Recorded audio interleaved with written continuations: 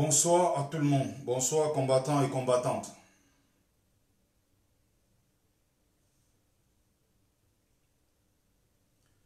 Je vais faire un communiqué très important. On va dire une mise au point. C'est très important.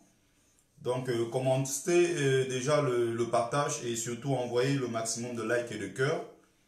Je veux faire un truc vraiment court et précis avant de commencer à donner la parole voilà, à ceux-là qui veulent bien l'apprendre. Je sais que vous avez l'habitude voilà, d'écouter Foup Fap de Nyangwana du Sud. Chacun son goût, chacun voilà son truc. Vous avez vos trucs que vous aimez. Moi aussi j'ai la musique que j'adore et j'aimerais bien partager ça avec vous. Je sais qu'il y a beaucoup qui vont dire mais c'est un jeune, il écoute même quoi comme ça. Mais bon, quand même, j'aime de temps en temps, ça me fait plaisir. On va mettre la musique en attendant qu'il y ait le maximum de connectés. Bonsoir à tout le monde. Je n'aurai pas le temps de lire le nom de tout le monde et de répondre au bonsoir. Je vais dire un bonsoir collectif, voilà.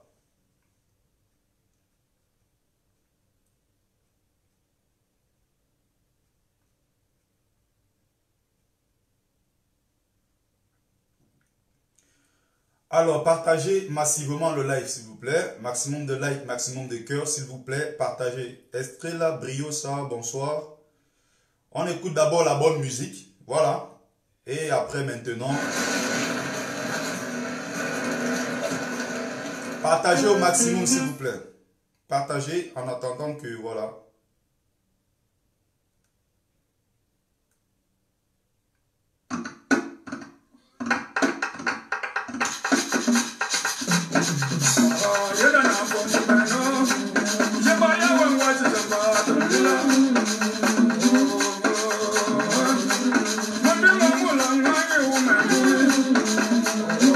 Si je me lève là pour danser le problème, c'est que c'est très grave.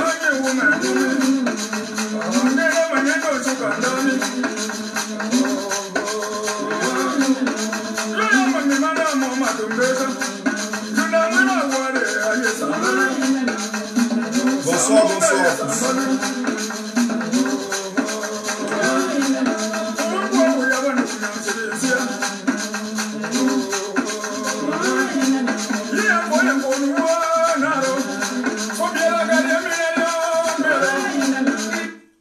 J'adore voir les femmes Bamoun danser le Nkwalem. Ça, c'est mon goût, ça.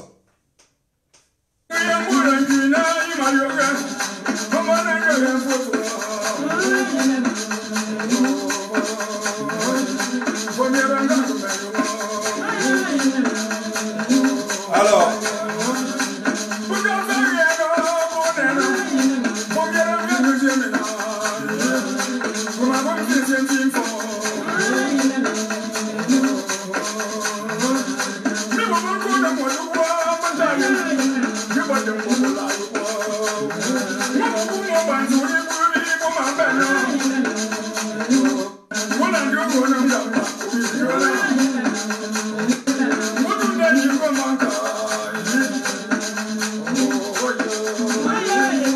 partagez s'il vous plaît.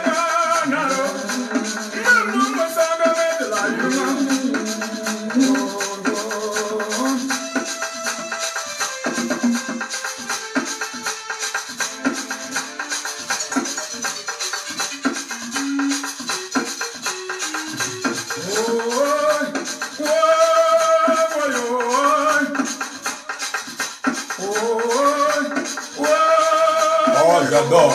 Oh là là là là là là.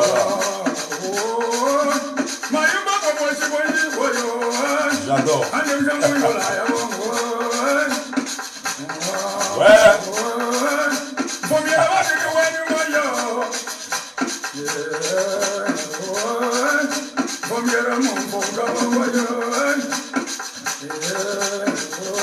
C'est pas beau ça?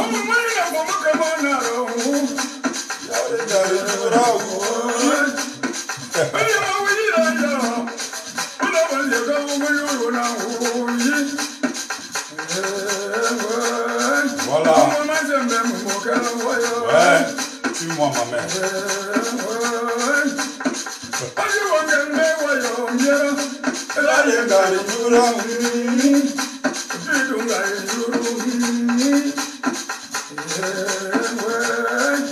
Combien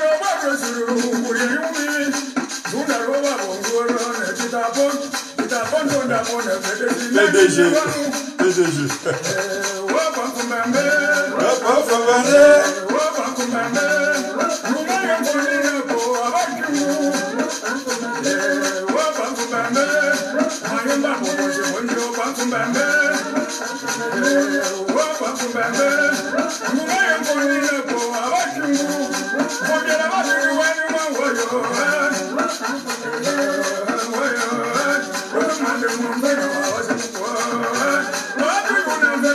Voilà. Merci à tous, s'il vous plaît. Partagez massivement le direct. Et voilà, chacun son goût. Hein. Pendant qu'il y a que beaucoup voilà, écoutent le Foup Fap. Moi, j'aime bien écouter voilà, ce genre de musique. Non seulement il y a les belles femmes qui balancent le derrière, il y a aussi la tradition aussi derrière, ça j'adore. J'aime bien le folklore. Je sais qu'il y a des gens, ça va énerver, ils vont dire putain, c'est quoi ce genre de musique de con là? Voilà, chacun son petit truc. Alors j'essaie de faire une, deux manips et puis on va entrer dans les choses sérieuses. S'il vous plaît, en attendant, partagez massivement le direct, s'il vous plaît.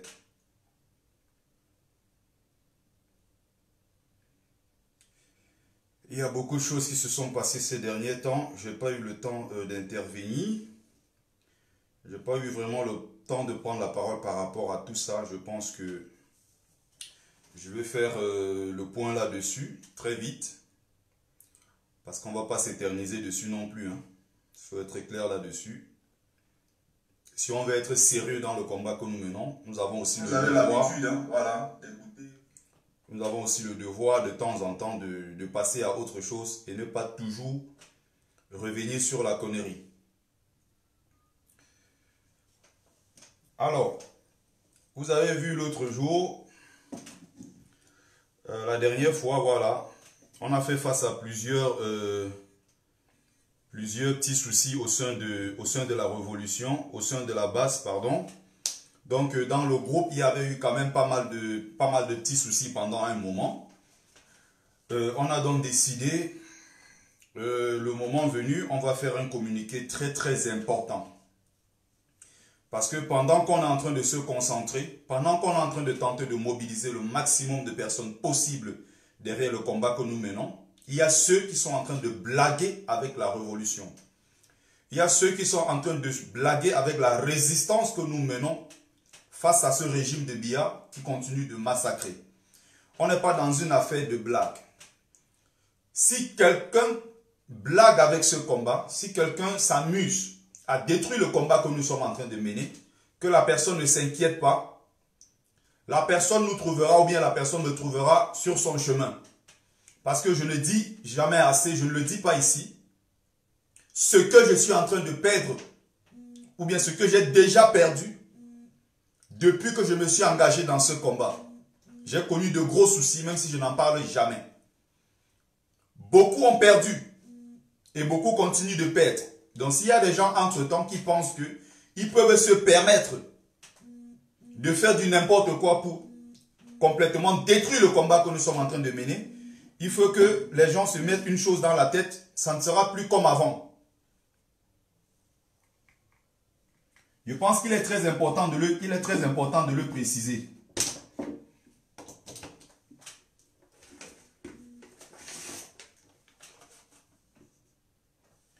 Il est très très important de le préciser. S'il vous plaît, encore le maximum de likes, le maximum de partage, s'il vous plaît. Partagez massivement le direct. Je vais revenir sur certains points qui me semblent importants. Partagez massivement le direct, s'il vous plaît. Surtout le maximum de likes aussi. Et le maximum de cœur. Non, arrêtez un peu ce genre d'hypocrisie. Non, laissez-les, avançons et autres. Il faut qu'on... C'est justement parce qu'on a du mal à punir les fauteurs de troubles que le même désordre continue. Quelqu'un qui t'a trahi aujourd'hui ne va pas s'empêcher de te trahir encore dans quelques jours ou bien dans quelques années. Si tu lui refais confiance, il est toujours possible qu'il se retourne contre toi. Et c'est justement parce qu'on a toujours cette habitude de dire que non, laissons passer, que ça se répète.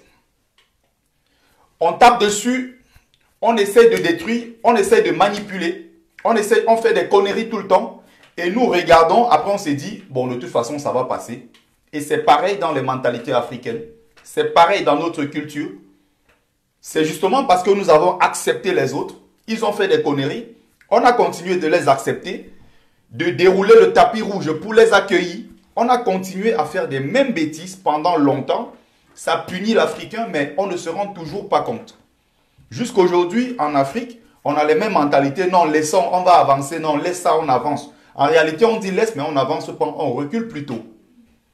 Les mêmes qui nous ont punis hier, les mêmes qui ont trahi des révolutions, les mêmes, je prendrai l'exemple des Blancs, des Arabes, qui nous ont écrasés, qui continuent de nous écraser, qui continuent de nous humilier jusqu'aujourd'hui, ce sont les mêmes qui leur déroulent encore le tapis rouge. C'est justement pour ça que vous allez voir ceux qui sont des pratiquants de la spiritualité africaine, ceux qui sont même responsables de nos traditions, à savoir nos chefs traditionnels, sont avant tout chrétiens fiers de l'être, sont avant tout musulmans fiers de l'être. Vous allez souvent vous rendre dans un village africain pour dire, je vais rendre peut-être visite à mes ancêtres, je vais rendre visite aux anciens, je vais peut-être aller faire les traditions, accomplir certains devoirs. N'oubliez pas, vous allez être guidé certainement par des anciens qui sont dans les villages, mais rassurez-vous, salut fils du planteur, la plupart de ces gens qui vous conduisent dans des lieux sacrés, eux-mêmes sont avant tout musulmans ou bien chrétiens. Je prends l'exemple au sein de ma famille, l'un des plus grands responsables des traditions chez nous et autres. Il est décédé malheureusement. Quand j'allais, j'ai dit, je veux rentrer en communion avec mes ancêtres, j'ai envie de partager certaines choses avec lui. Je vous rappelle qu'il était chef de famille dans la tradition, dans la spiritualité africaine, mais en même temps, il était musulman et il avait une grande mosquée même d'ailleurs. Il avait construit une mosquée. C'est justement pour ça que dans notre tradition, dans notre spiritualité, il y a le syncrétisme. Parce qu'on a accepté les valeurs venant d'ailleurs, quand je dis même valeurs ici, je mets entre guillemets, on a mélangé, on s'est mélangé aux autres. Justement, on s'est mélangé aux gens qui ne veulent pas de nous. Et la même bêtise continue. C'est pour ça qu'ils ont le droit de venir chez nous. Ils peuvent construire des mosquées, construire des églises comme ils veulent. Mais vous n'allez jamais voir à Paris, en France, en Allemagne, en Angleterre ou bien en Arabie Saoudite, un temple de la spiritualité africaine. Vous n'allez jamais voir un temple construit chez eux. Qui va vous donner l'autorisation de construire un temple pour faire des cultes sataniques chez eux? Ils ne vont pas accepter. C'est justement parce qu'on ne punit pas. C'est justement parce qu'on veut toujours se mélanger aux autres que ceci arrive. C'était juste une parenthèse, mais en même temps, je suis toujours dans le sujet pour expliquer certaines choses. Donc, le fait qu'on soit toujours en train de dire, Aka, laissons, passons dessus, évitons d'en parler et autres. Justement, il faut en parler. Quand tu évoques un sujet ici, quand tu parles peut-être du tribalisme, il y a toujours des gens qui vont venir en commentaire et te dire, de toute façon, le tribalisme, passons dessus, on n'a pas besoin d'en parler. Mais non, justement, il faut en parler tous les jours. C'est important d'en parler, c'est important de percer l'abcès. C'est important d'aller au plus profond du sujet même. C'est important de toucher aussi le sujet du doigt. De toucher cette réalité. C'est important d'aller jusqu'au fond. Ce n'est pas parce qu'on déplace un problème qu'on l'a résolu. Il faut faire face au problème et non tenter de le déplacer. Donc, entre-temps, j'étais en train de dire, la révolution pour le moment continue. Malgré quelques petits problèmes, il y a eu une période de balbutiement, on va dire comme ça, mais le retour, il y a ce qu'on appelle maintenant le retour au calme. Et ceux qui sont à l'origine d'un certain désordre dans cette révolution, qu'ils soient encore dans la révolution ou pas, je vous rappelle ici que d'une manière ou d'une autre, nous allons avancer. Qu'ils soient là ou pas, nous allons avancer et le combat va continuer. Parce qu'on ne s'est pas engagé dans ce combat pour certaines personnes. Il ne faut pas faire d'une particularité des généralités. Ce n'est pas parce qu'une personne a commis, une ou deux personnes ont peut-être fait des bêtises, qu'il faut dire que la BAS est devenue une association du Congo-Ça. Évitez de généraliser. Je vais aller un peu plus en profondeur. J'avais fait un direct la dernière fois où j'attirais l'attention de Stella sur son comportement. J'attirais l'attention clairement de Serge Anango, j'en ai parlé.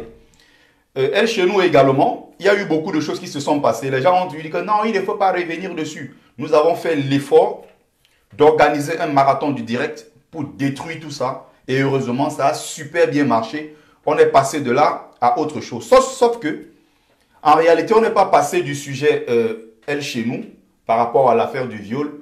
On est revenu sur le combat, je vais dire pendant quelques jours. Mais le problème, c'est que, entre-temps, on est aussi passé de l'affaire elle chez nous à l'affaire Serge Anango. Ça a encore continué. L'affaire Serge Anango maintenant, on est tombé sur l'affaire de la jeune Stella. Bon, quand je dis jeune, je ne sais pas trop quel âge elle a. Stella. Et maintenant, j'ai reçu beaucoup de messages. Par la suite, j'ai reçu beaucoup de messages. J'ai reçu des appels et autres des gens qui me disaient, mais donc vous étiez sérieux au départ avec votre révolution. Les gens ont cru en vous. Et aujourd'hui, sachez que vous avez perdu mon soutien. Sachez que on ne vous considère que comme, voilà, la BAS est devenue aujourd'hui une association des Congosseurs. Moi, j'avais attiré l'attention sur cette histoire depuis un bon moment. Je sais que vous, pour beaucoup d'entre vous, je ne vais pas citer les noms pour éviter encore de faire le désordre, parce que moi, je vais être sérieux dans ce que je fais. Mais la vérité qu'il faut dire, c'est que beaucoup d'entre vous, vous avez peur d'une personne. C'est Serge Anango. Vous avez peur de lui. Il faut dire la vérité. Vous avez peur de Serge Anango. Il faut être clair là-dessus. Il y a pour beaucoup, quand on veut évoquer un sujet, on va aller droit au but en parlant de Serge. Il y a toujours un moyen de contourner pour dire que non, les gens sont libres de faire ce qu'ils veulent. Par contre, quand il s'agit des autres, on est tout droit au but et on est même très rigoureux sur ce qu'on fait. On tape le poing même sur la table en disant ça doit s'arrêter, il ne faut plus faire ça, il ne faut plus faire ci, il ne faut plus faire ça. Par contre, quand c'est Serge Anango qui est à l'origine d'un désordre, parce qu'il faut le dire de façon claire, tout ce qui se passe ces derniers temps, on avait déjà résolu le problème depuis l'autre jour. Mais encore, il a fait l'effort qu'on revienne de plein pied dans la connerie, avec la vidéo de Stella qui circule sur Internet partout, où on le voit, il est dans la vidéo clairement. Il est en train d'intervenir. Moi, je suis allé, les gens m'ont dit, mais attends, c'est quelle connerie ça? Je dis, mais qu'est-ce qu'il y a? On me dit, non, vas-y sur le mur de Narcisse Mbarga, tu vas voir, je regarde, je vois des trucs, des commentaires de gauche à droite. Je dis, mais attendez, moi, je vous l'ai toujours dit, quand il s'agit des autres, tout de suite, on tape le poing sur la table. Mais quand il s'agit de Serge Anango, il y a beaucoup, on sait très bien que vous avez peur de lui. Il ne paye pas votre loyer, il ne nourrit personne. Si vous avez quelque chose à lui dire, il faut le dire de façon claire. Il ne faut pas faire le deux poids, deux mesures. Chez les autres, oui, on y va tout droit, mais quand il s'agit de Serge, vous passez par 1000 chemins, vous contournez comme si c'est celui qu'il ne faut pas toucher, comme si c'est celui-là qu'il faut... c'est un humain comme les autres. C'est un combattant comme tous les autres. Et je l'ai interpellé dans ce direct la dernière fois en disant que s'il est vraiment sérieux dans ce combat, s'il est vraiment pour qu'on aille le bout de ce combat, à un moment, il doit arrêter avec son comportement. La révolution est en train d'avancer. On a besoin des gens qui peuvent plutôt nous propulser. On a besoin des gens qui peuvent faire avancer ce combat et non faire reculer. Donc, je profite ici pour dire à tous ceux-là qui ont écrit partout, qui ont envoyé des messages pour dire que votre révolution est devenue une révolution du Congo-Ça. Vous pouvez bien sûr dire ce que vous voulez, vous pouvez dire ce que vous pensez, mais n'oubliez pas que il y a beaucoup de gens également qui sont engagés dans ce combat. Je suis d'accord qu'il y a beaucoup, certainement qu'on a découragé. Il y a beaucoup, certainement, à cause des problèmes qu'il y a eu au sein de la base, qui se sont découragés. Mais ce n'est pas le moment. Nous sommes dans une résistance contre un régime qui est violent. Il ne faut pas l'oublier. Je dis bien à aucun moment, il ne faut pas l'oublier. Donc les histoires maintenant de problèmes qu'on crée entre nous, une histoire de litchi, tantôt une histoire des combattants qui sont entrés dans les clashs, ça ne doit pas exister ce genre de choses. Désormais, on est en train de travailler là-dessus. Il y a un règlement intérieur de la brigade anti-Sardina. Il y a tellement de choses qui sont en train d'être faites. On est en train de travailler là-dessus. Et le moment venu, on va vous donner, justement, parlant des injures, je peux bien comprendre que les gens n'aient pas envie de s'engager dans un combat où on passe le temps à les insulter. On ne peut pas passer le temps à insulter les gens et le lendemain mettre un litchi en ligne pour demander aux gens de cotiser. Je suis d'accord là-dessus. Donc à un moment, il faut qu'on soit cohérent Il y a beaucoup qui se plaignent, qui ont envoyé plusieurs messages d'ailleurs inbox pour dire que voilà, ils ont remarqué ceci ou bien ils ont remarqué cela et que ça ne doit plus se répéter. Je dis ceux-là, effectivement, ils ont raison. Sauf qu'à un moment, il faut aussi que les gens, avant de s'engager dans un combat, comprennent que on n'est pas toujours là pour faire peut-être plaisir. On peut peut-être être choqué par une ou deux choses. Je suis d'accord, on ne peut pas toujours avoir tout ce qu'on veut. Une seconde, s'il vous plaît. Donc, je vais prendre une minute pour faire une manipulation, s'il vous plaît. Partagez massivement le direct. Partagez, s'il vous plaît.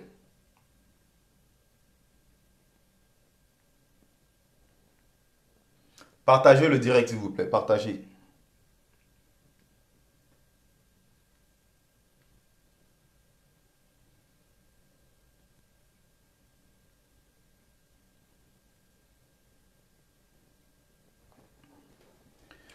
Voilà, j'étais en train de dire ceci.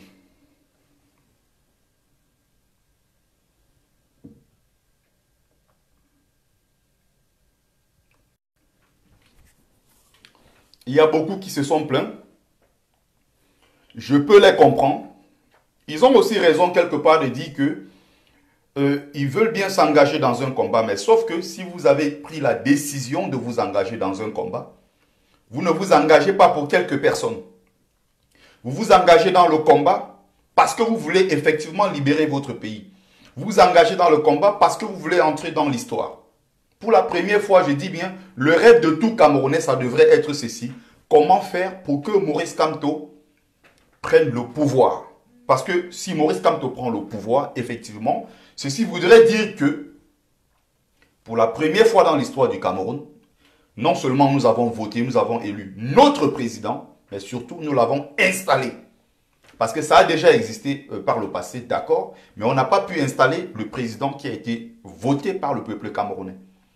C'est ce qui devrait normalement réunir tous les Camerounais. C'est derrière cet idéal-là qu'on devrait être réunis. Qui est la justice chez nous, qui est la paix, qui est beaucoup d'autres choses que tout le monde pourrait évidemment souhaiter pour son pays. Mais on est là, on est rentré dans des faux trucs. Ça dit que mon regret ici, c'est quoi? C'est qu'on soit parti d'une histoire de Elle chez nous pour entrer encore dans une autre histoire de Congossa. J'ai vu un autre direct, une partie qu'on m'a envoyé l'autre jour, où Fleur de Lille, je ne sais pas en direct de quel aéroport, fait son direct et elle passe. Ça dit qu'en fait, elle est dans son élément. Elle adore ce genre de choses. Elle est un peu comme, ça dit que le coach qui vient montrer aux gens comment bien tailler une pipe. Le coach qui veut peut-être montrer aux gens comment faire utiliser le gold et autres. Ça dit que elle utilise l'image encore de la jeune de Stella, pour éviter de dire la jeune tout le temps. Elle doit avoir 26-27, c'est pas une gamine. De toute façon, elle est majeure. Donc, elle est responsable de ses actes. Même si même si on peut bien remarquer qu'elle est très très influençable. Bon, maintenant, Fleur de Lille, pour revenir sur elle, dit comment non, le mouvement que tu as fait n'était pas vraiment sensuel pour attirer plus de monde, pour être vraiment professionnel dans la striptease qu'elle a fait et tout. Il fallait bien faire ci, il fallait bien faire ça, il fallait être plus romantique, il fallait faire un truc vraiment bien romancé. C'est-à-dire qu'elle est entrée dans une connerie. Donc voilà à quoi les gens ont commencé à assimiler notre combat. Donc on est passé d'une histoire de la brigade anti-Sardinat qui menait des opérations coup de poing. On est passé de là à une histoire maintenant du Congossa. Ça dit qu'on commence à assimiler maintenant nos actions au Congossa. Des gens ont fait des déplacements de Marseille, de Lille, de Lyon, de l'Allemagne, de la Belgique, de partout pour venir marcher à Paris. C'était pas pour voir ça. Et je rappelle ici encore que Stella fait ses directs, elle peut faire ce qu'elle veut, mais surtout, il ne faut pas parler au nom de la brigade anti-Sardinat. D'ailleurs, aux dernières nouvelles, elle ne fait pas partie de la brigade anti-Sardinat, d'après ce que j'ai comme information. Donc, on va être clair dessus, on va faire des textes, on va tout légaliser, on va mettre le tout, je dis bien le moment venu, tous les combattants et combattantes seront au courant, on va mettre tout en ligne, on va dire désormais, si quelqu'un fait sa vidéo ou bien son direct en dehors de la brigade, en dehors de cette liste, sachez que Cette communication, ça veut dire ça tient que ce message ne concerne pas la brigade anti-Sardina. Ça veut dire quoi très clairement? On va déléguer les gens, ou peut-être il y a déjà ceux qui le font. Stéphane Tchoumbou d'ailleurs le fait très bien, même si ces derniers temps, je peux comprendre son amertume par rapport à tout ce qui s'est passé. On va dire au sein de la brigade anti-Sardina, voici ceux qui sont habilités à communiquer au nom de la brigade. On va vous dire voici tel nom, tel nom, tel nom. Si vous entendez quelqu'un, si vous regardez le direct de quelqu'un, et si la personne ne fait pas partie de cette liste-là, sachez que cette personne ne parle pas au nom de la brigade anti-Sardina. Il faut qu'on soit clair là-dessus. Parce que chacun peut se lever un matin, il vient, il fait un truc, et le lendemain, on dit que non, les gens de la brigade ont fait ceci. Il y aura une liste qui on sera clair et précis dans ce qu'on fait. Donc les gens pourront le soir faire leur striptease, ils pourront faire leur congossa à longueur de journée comme ils savent très bien le faire. Mais sachez qu'on sera clair là-dessus. Et si quelqu'un utilise le nom de la brigade anti-Sardina pour faire des conneries, sachez que nous ne sommes pas responsables. Et même au-delà de ça, la personne pourra être poursuivie. Parce que tout sera dans la norme. Et il va falloir toujours faire cette différence-là. Il faut toujours savoir dissocier le bon du mauvais. Moi, par exemple, je fais des directs. Je suis combattant. Je fais partie de la brigade. Je peux faire des trucs concernant la brigade. Je peux peut-être faire des directs où je parle du combat. Je suis Camerounais. J'ai le droit de faire des directs pour parler de mon pays. Ça, c'est une autre version de Bertil Le Camit, si vous voulez. Je suis Camerounais. Je suis concerné par ce qui se passe dans mon pays. Donc, j'ai le droit de temps en temps de faire des directs comme je suis en train de faire actuellement pour parler de mon pays, pour parler de la situation actuelle au Cameroun.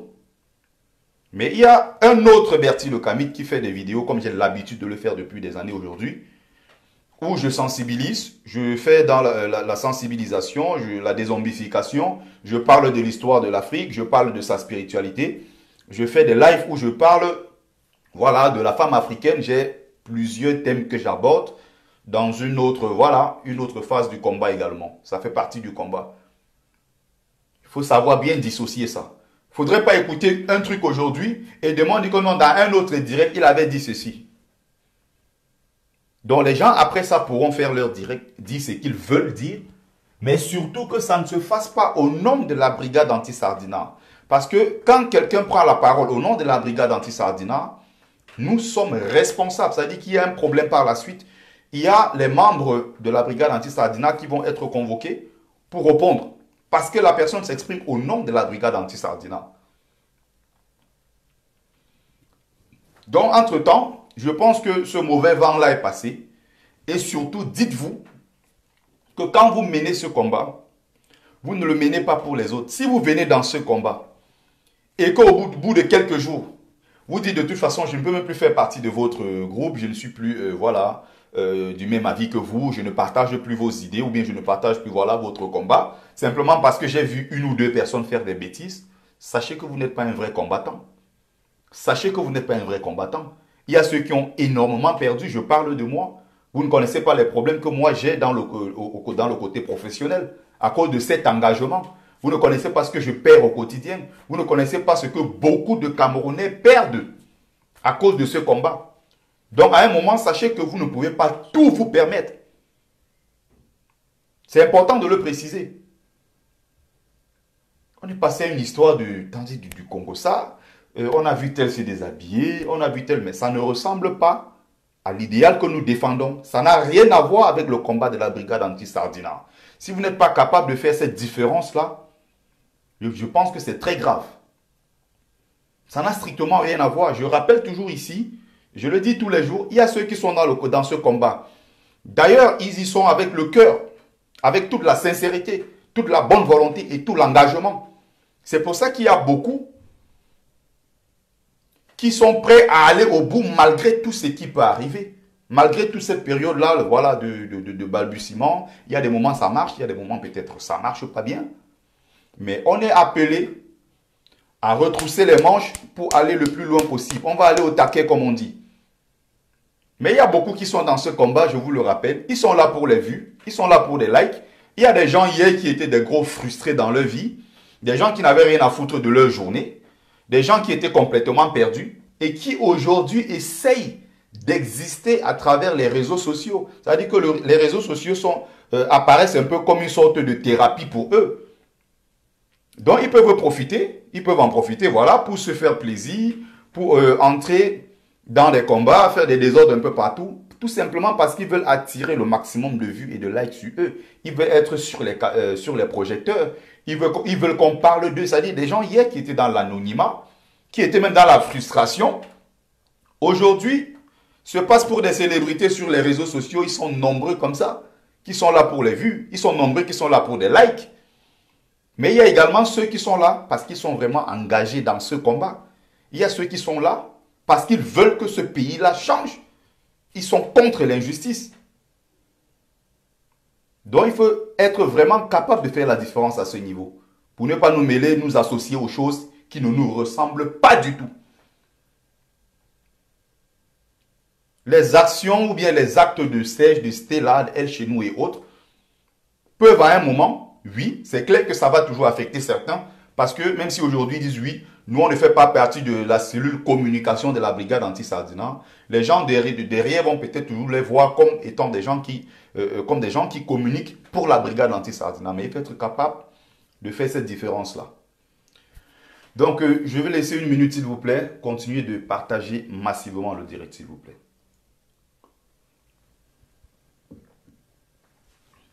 Trop de business, c'est pas faux. Il y a beaucoup qui sont là pour se mettre l'argent dans les poches, pour se remplir les poches. Il y a beaucoup qui sont là qui profitent d'ailleurs pour se remplir les poches. Ils sont nombreux. Mais il y a aussi beaucoup qui sont engagés dans ce combat parce qu'ils en ont marre de l'injustice. Ils en ont marre de l'injustice. Qui ne veulent plus voir. D'ailleurs, je vais vous raconter une petite histoire à la fin avant de commencer à donner la parole.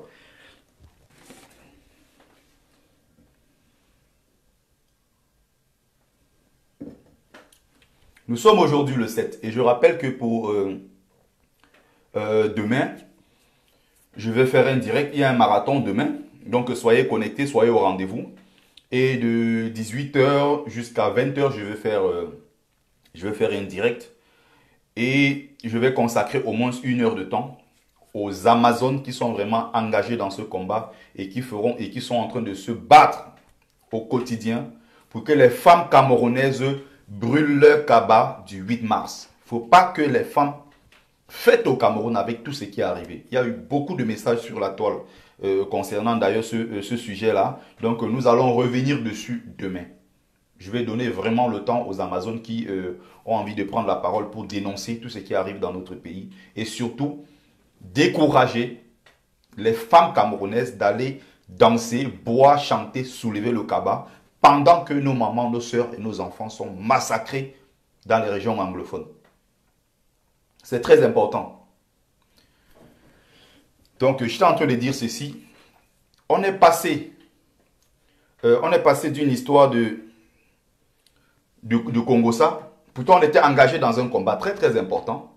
Vous avez vu ces derniers temps, à cause de cette histoire de vidéos, de striptease, de sextape et autres, à cause de ça, on a oublié le Free Camto, on a oublié le challenge Orange qui consistait à brûler les puces d'Orange, faire des vidéos et publier sur la toile.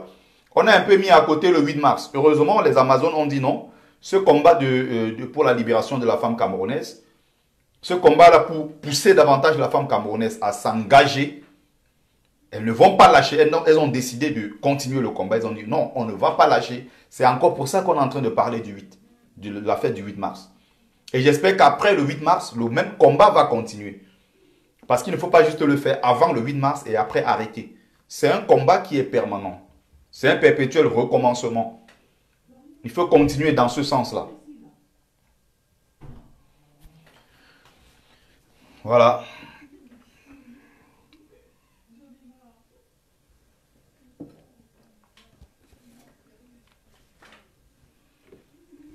Partagez le live, s'il vous plaît. Partagez.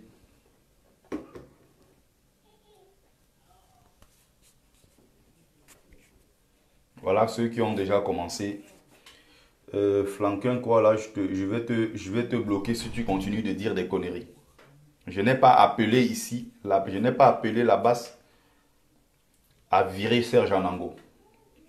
Je suis responsable de ce que je dis, mais je ne suis pas responsable de tes interprétations. Ou est-ce que tu as entendu, tu m'as entendu dire que il faut qu'on le vive, parce que tu dis Serge Anango doit rester dans la basse.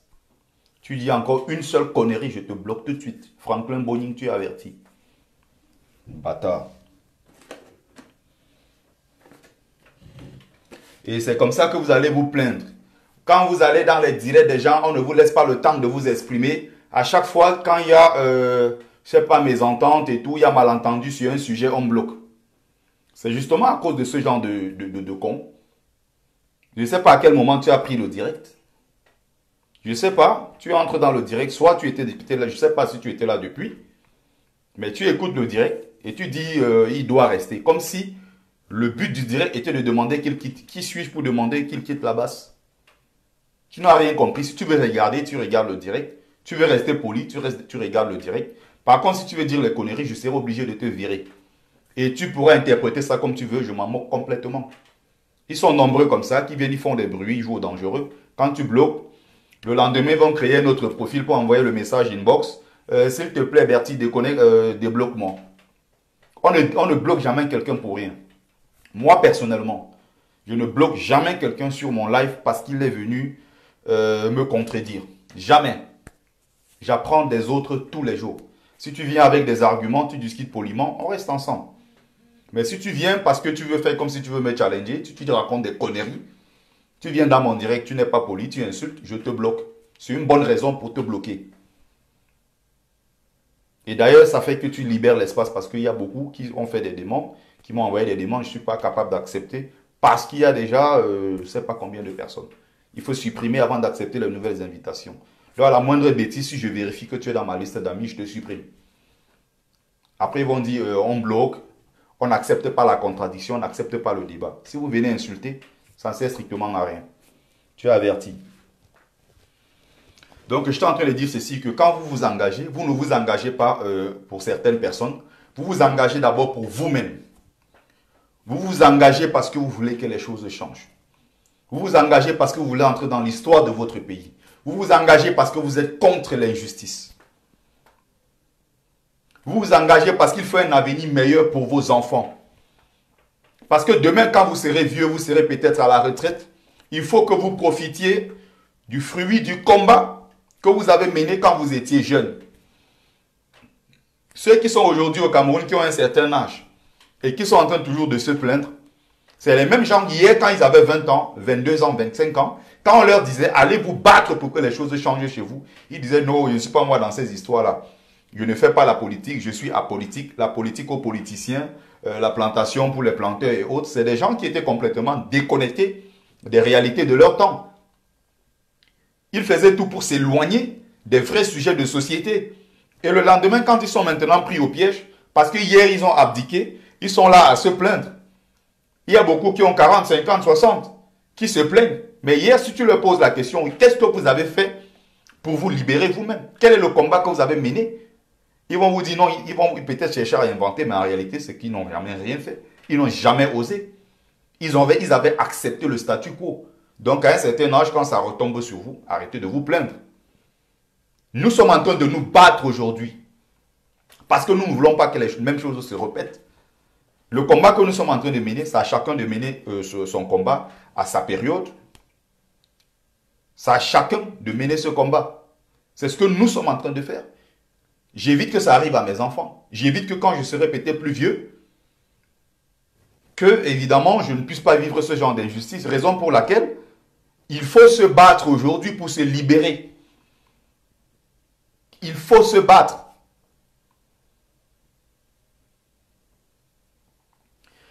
Donc, je vais prendre un tout petit exemple. J'ai reçu un coup de fil il y a 2 jours. Ça m'a fait rigoler, mais en même temps, c'était trop triste. Et j'ai répondu à la personne. J'ai été tellement cash. J'ai été droit au but. La personne s'est sentie un peu gênée. Mais, ce que je disais, c'est vrai. C'est quelque chose qu'on peut vérifier. Et après, si ça fait mal, le plus important est déjà fait parce que le plus important, on va dire, c'est de passer le message.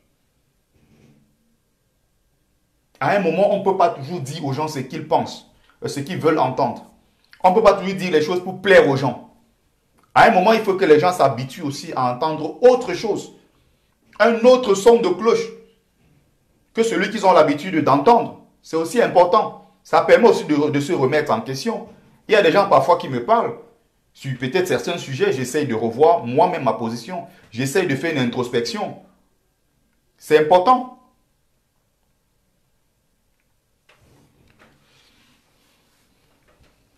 C'est justement ce que je suis en train de dire. À partir du moment où les gens s'engagent dans un combat et qui veulent toujours se mettre à l'évidence, qui veulent toujours se mettre en avant, c'est dangereux pour le combat. J'ai dit, le véritable combattant, à un moment, c'est celui qui est capable de s'effacer. Celui qui est capable d'accepter, de subir même à un moment, de s'effacer complètement pour permettre ici à la masse de triompher. Pour permettre,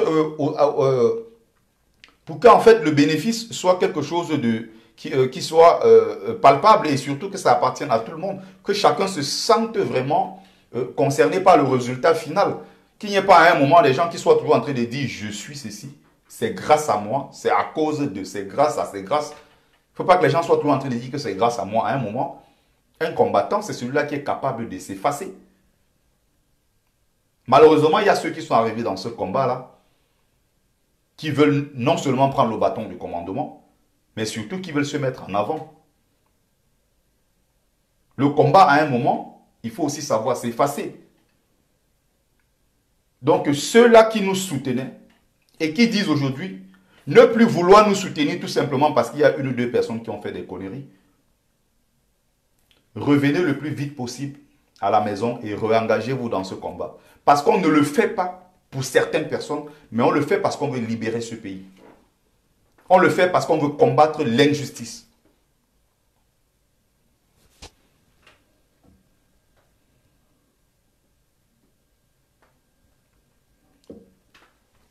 Il y a ceux qui m'ont dit, de toute façon, ça fait 5 mois que vous marchez, rien n'a jamais changé, et vous continuez de faire des marches un peu partout, vous marchez, mais ça ne change rien, et tout, et tout.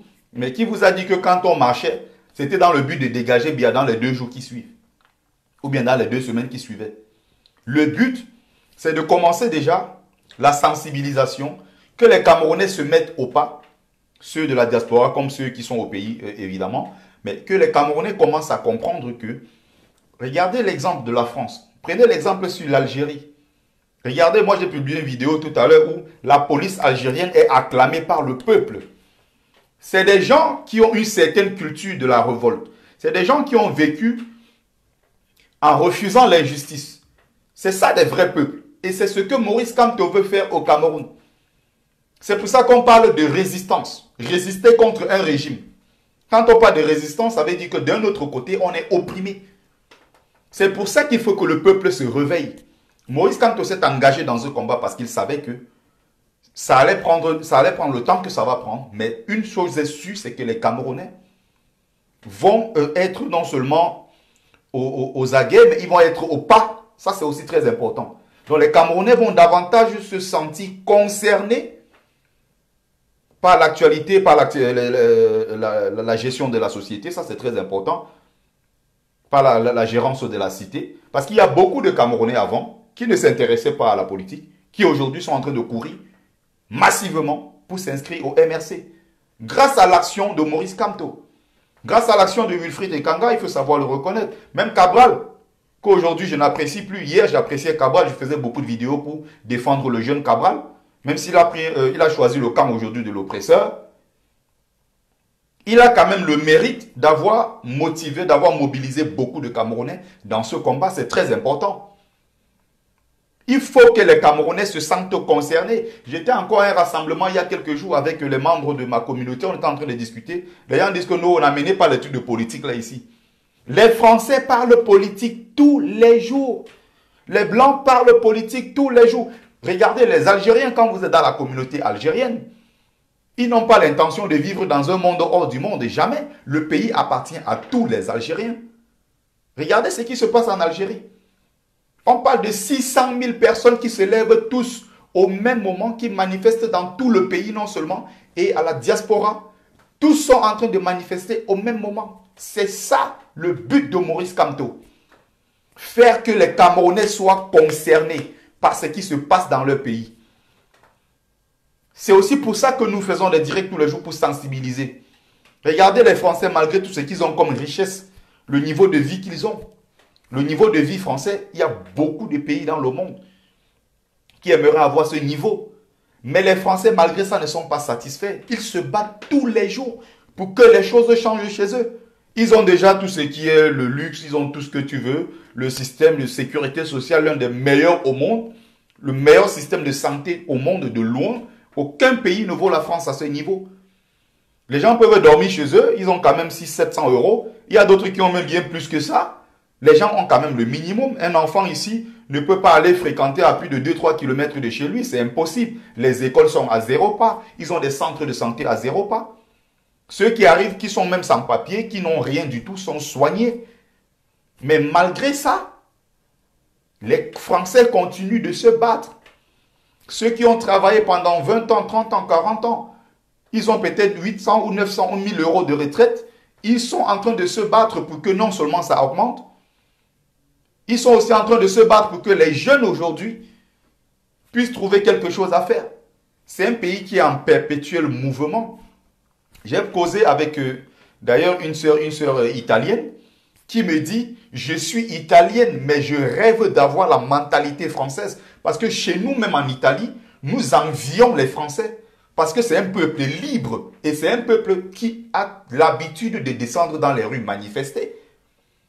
Par contre, chez nous, en Italie, c'est impossible. Chez nous, en Italie, si tu tentes de te déplacer, d'ailleurs, les gens n'ont même pas cette mentalité. Les gens ne pensent pas simultanément, comme le peuple français, de descendre dans les rues, dire non quand ça ne marche pas. Pourtant, en France, les gens manifestent tous les jours, malgré tout ce qu'ils ont comme richesse. C'est justement ça le but du combat de Maurice Kamto. Faire que les Camerounais se sentent concernés. Son ouvrage L'urgence de la pensée est aujourd'hui en pénurie, c'est-à-dire qu'on rupture de stock. Or, l'ouvrage a été rédigé en 1991. Les gens ne le connaissaient même pas. Il y a beaucoup qui ne connaissaient pas l'ouvrage. Et aujourd'hui, les gens courent partout dans les librairies au Cameroun comme à l'étranger acheter l'urgence de la pensée de Maurice Kamto pour chercher à comprendre c'est quoi le but de son combat. Vous êtes au courant qu'il y a un enseignant au Cameroun qui a sorti un extrait de ce livre-là pour en faire un sujet d'examen. Il a été chassé de son établissement. Il y a eu une pression depuis le palais d'Etoudi pour demander à cet enseignant de non seulement retirer ce sujet, et surtout, il a été radié de son poste, on l'a mis en prison. Parce qu'il a sorti un extrait pour proposer à l'examen, voilà, aux élèves. Ça a causé un gros problème.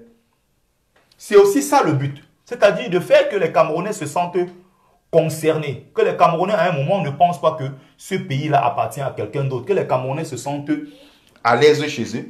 Et qu'ils aient surtout... ça dit qu'ils aient... ce qu'il a dit, comment il a nommé ça la dernière fois, lors de son discours de fin d'année, que les Camerounais aient cette capacité d'indignation collective. Que les Camerounais apprennent tous ensemble à se lever et dire non.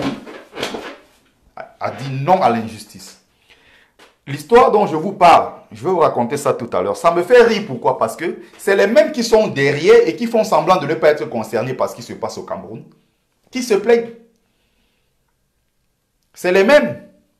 Il y a un penseur, je vous avais montré ça ici, je ne sais plus le nom du penseur, qui disait le monde ne va pas mal, c'est juste pour paraphraser, par ceux qui font du mal, mais surtout par ceux qui regardent le mal, qui regardent l'injustice, mais qui n'osent pas se prononcer. C'est ça le problème.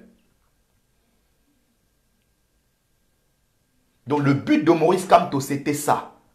Pousser les Camerounais à s'engager. Vous avez vu à Bafoussam, vous avez vu à Tchang, vous avez vu un peu partout. Les Camerounais se sont levés à Douala, un peu partout, à Yaoundé. La poste centrale qui n'avait jamais été envahie a été envahie. Parce que les Camerounais commencent, la mentalité, ça commence à changer petit à petit. Je vous prenais encore l'exemple de l'Algérie. Bouteflika a été interné à l'hôpital de Genève, au centre universitaire de Genève. Ils ont l'habitude de recevoir 3000 coups de fil par jour. Ça a pratiquement doublé à cause des Algériens. Ils ont entendu que leur président est à Genève et ils ont passé, je dis bien, 6000. Donc, l'hôpital recevait par jour 6000 coups de fil. Au point où ils ont été obligés d'appeler les autorités pour dire que c'est très grave. C'est très grave. Parce que les Algériens ne se laissent pas écraser. C'est un peuple révolutionnaire. C'est même d'ailleurs étrange parce que les Camerounais d'hier, avec cette même mentalité, qu'est-ce qui s'est passé que du jour au lendemain, nous qui sommes héritiers, nous qui sommes descendants d'Ernest Ouandjé, de Félix Moumié, de Oumyobé, qu'est-ce qui s'est passé que les mêmes gens qui revendiquaient hier un peuple qui s'est battu farouchement contre l'occupation française, soit tout d'un coup devenu un peuple timoré, un peuple qui est réfractaire, un peuple sadique, complètement fermé et surtout un peuple soumis. Imaginez tous ces gens-là se retournent dans leur tombe au Oumyobé et ils voient que les Camerounais sont devenus feignants comme nous le sommes aujourd'hui. On n'arrive pas à se lever pour dire non. Non à qui? Aux mêmes dirigeants du pays, c'est-à-dire les enfants du pays. Or, eux, ils ont été à leur époque capables, regardez le courage qu'ils ont eu à leur époque, de se lever, dire non aux Français qui étaient venus avec les armes, qui avaient tout à leur disposition. Ils avaient tout un arsenal pour pouvoir s'imposer. Ils ont eu le courage, l'audace à l'époque, avec les ndomondomo, comme on dit, avec des cailloux, avec des flèches. Ils ont eu le courage de se battre contre ceux qui avaient déjà des avions et qui déversaient le napalm sur les populations pour les asphyxier. Et aujourd'hui, les Camerounais sont devenus genre, quand il y a un moindre problème, non, ça ne me concerne pas.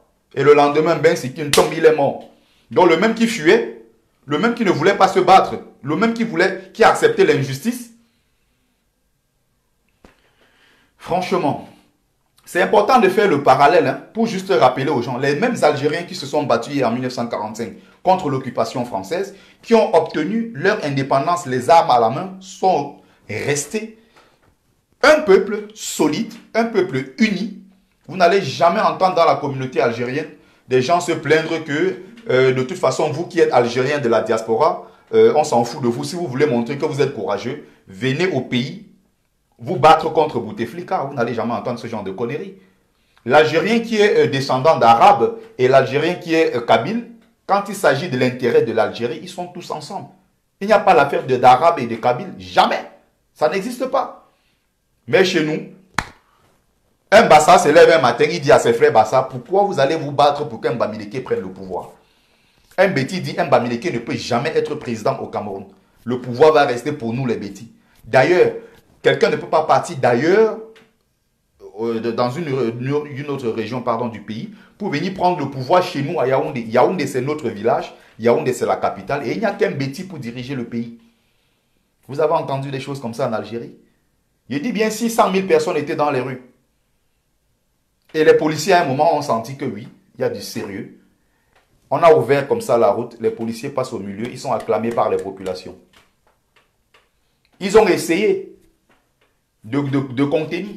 Mais parce qu'ils ont vu que les populations sont 100 fois plus nombreuses. Les gens sont bien plus nombreux, ils ne peuvent rien. Ils ne peuvent rien. Ça s'est passé comme ça en Égypte, ça s'est passé comme ça en Tunisie, c'était pareil. Les mêmes qui étaient en train de faire semblant de lutter contre le peuple, à la dernière minute, ils ont jeté leurs armes, ils sont allés embrasser les populations. Ils ont retiré même leurs tenues, ils ont mis à côté, ils sont devenus civils. C'est parce que le peuple algérien a cette capacité de s'indigner collectivement, tous et au même moment. Tous, il dit bien, et au même moment. Les Algériens, même nés et grandis en France, nés et grandis en Chine, qui n'ont jamais mis pied dans leur pays d'origine, ont une fierté. Tous les jours, quand ils portent le drapeau algérien, ils le portent avec fierté. Combien sont des enfants camerounais nés et grandis à l'étranger qui aiment ce pays? Il y a des Camerounais nés et grandis en France, quand tu leur parles du Cameroun, ça les énerve. Tu n'entendras jamais un truc chez un Algérien. Parce qu'ils ont ces fiertés. Pourtant, le Cameroun, l'Algérie, Madagascar, ça c'était 3 rares pays, je dis bien sûr, à l'exception de quelques pays lusophones d'Afrique. C'est les 3 pays en Afrique qui ont obtenu leur indépendance, les armes à la main, en allant au combat. Nous sommes descendants des grands. Nous ne ressemblons pas aux Miobé. Les Camerounais d'aujourd'hui, c'est une honte. Les Camerounais d'aujourd'hui, c'est à jeter à la poubelle. On ne ressemble pas à ces gens qui se sont battus pour nous donner ce semblant de liberté. C'est pour ça que je dis que les Camerounais aujourd'hui sont d'une laideur pas possible. Les Camerounais aujourd'hui sont d'une laideur morale, sont d'une laideur spirituelle. Nous ne ressemblons pas au Podol ou Mniobé. Nous ne sommes même pas des dignes héritiers de Félix Roland Moumié. Nous ne sommes pas des dignes héritiers de quelqu'un comme Ernest Wandji. Nous ne ressemblons pas à ces gens-là. Il dit bien, nous ne ressemblons pas à ces gens-là. C'est une honte que le même peuple hier, capable de se battre, soit devenu un peuple complètement amorphe. Les Algériens ont pu garder cette fierté. Pourquoi pas nous? C'est un gros problème. Il faut bien sûr se remettre en question. Pourquoi on en arrive là? Pourquoi les Algériens nés et grandis à l'étranger ont toujours l'amour de leur pays et l'amour des siens, l'amour des leurs? Pourquoi nous autres, on est constamment dans la division? Pourquoi nous autres, on est toujours dans la différence, toujours en train de vouloir faire voilà, dans la discrimination? Le Camerounais né et grandi en France veut complètement se démarquer de l'autre. Vous ne verrez jamais ça chez les Algériens. Nés et grandis en France qui veulent faire croire aux autres que, effectivement, ils sont différents de ceux qui sont nés en Algérie et qui sont venus ici se battre. Regardez ce qui se passe en Algérie.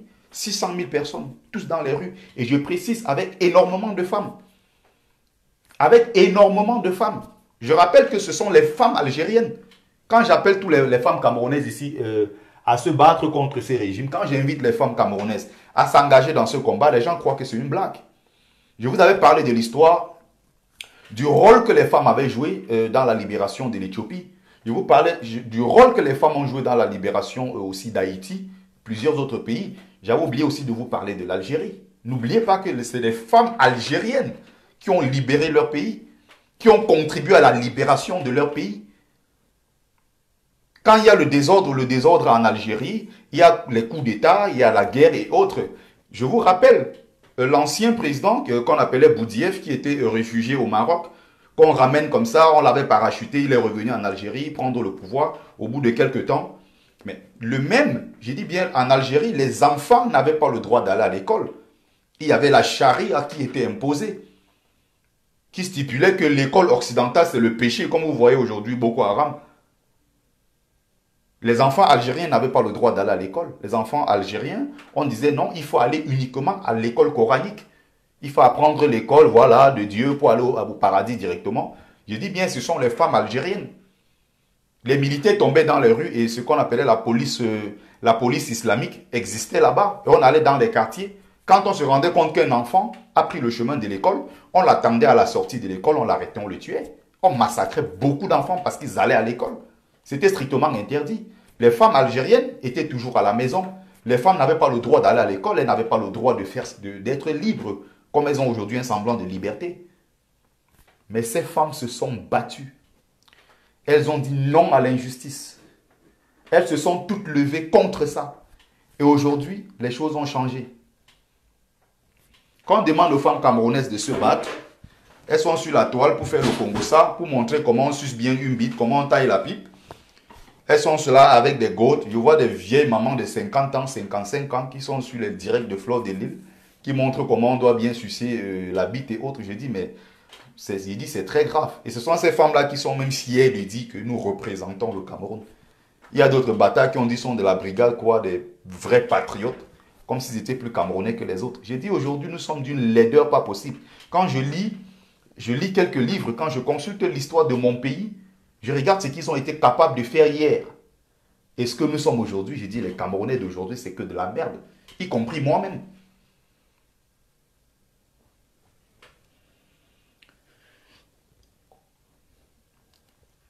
Donc, ceux qui sont toujours en train de critiquer et qui pensent que nous ne faisons pas grand-chose, n'oubliez pas, s'il vous plaît, partagez massivement le direct. S'il vous plaît, partagez massivement le direct.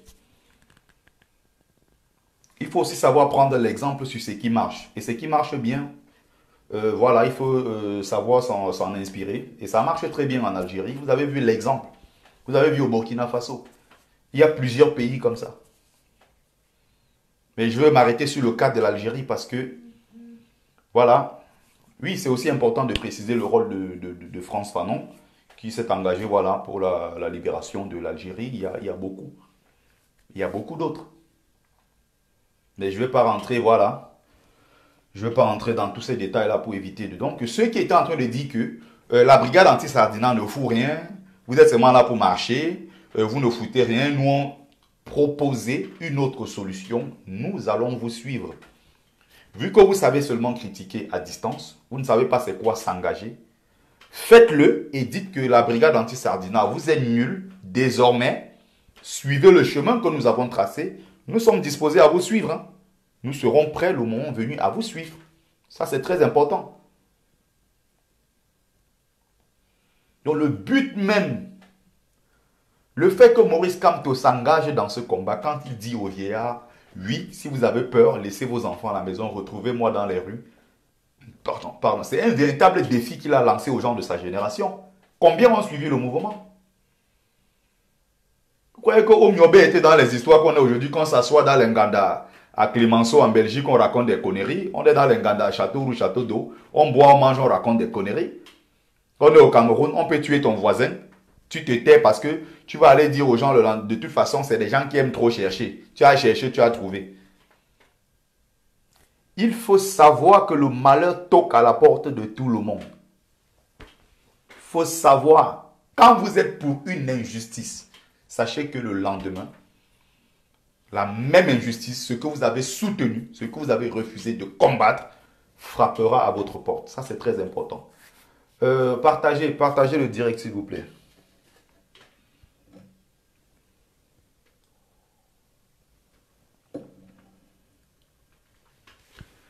Donc maintenant, je vais terminer avec l'histoire de la jeune fille. Juste pour vous faire comprendre certaines choses. Je vais terminer avec l'histoire de cette jeune fille. Pour que vous compreniez que ne pas s'engager, ça signifie aussi qu'on se tire une balle dans le pied. Une Camerounaise qui se plaint, d'ailleurs, bon ça c'est aussi important de rappeler aux gens, hein, ceux qui pensent que être né en France oblige le gouvernement à vous donner la nationalité française. Il y a souvent ce débat-là dans la communauté. Les gens disent que non, si tu es né en France, ça veut dire que tu es français. Il y a le droit de sol, il y a le droit de ceci. Sachez que dans les textes, on le dit, c'est écrit dans les textes. D'ailleurs, l'autre jour, on était en train de discuter encore sur ça. Il y a beaucoup de cons même d'ailleurs. Désolé d'utiliser le mot con. Ce n'est pas pour les insulter. On était en train de discuter dessus. Il y a des gens qui estimaient que, bon voilà, qui disaient de façon claire, de toute façon, le droit de sol en France est reconnu. Si tu es né en France, ça signifie que tu es français. Il y a beaucoup de gens nés en France qui ne sont pas français. Il y a le droit de sang en France, mais pas forcément le droit de sol. On le dit dans les textes, mais de toute façon, on ne l'applique pas. Donc, cette sœur, bon, là, c'est des gens qui disaient, oui, ils sont en France, ça fait 50 ans, ça fait 40 ans. Ce n'est pas parce que tu es en France, ça fait 20, 50 ans que tu connais comment le système fonctionne. On peut arriver en l'espace de 2 ans, on comprend mieux que celui qui est là, ça fait 20, 30 ans.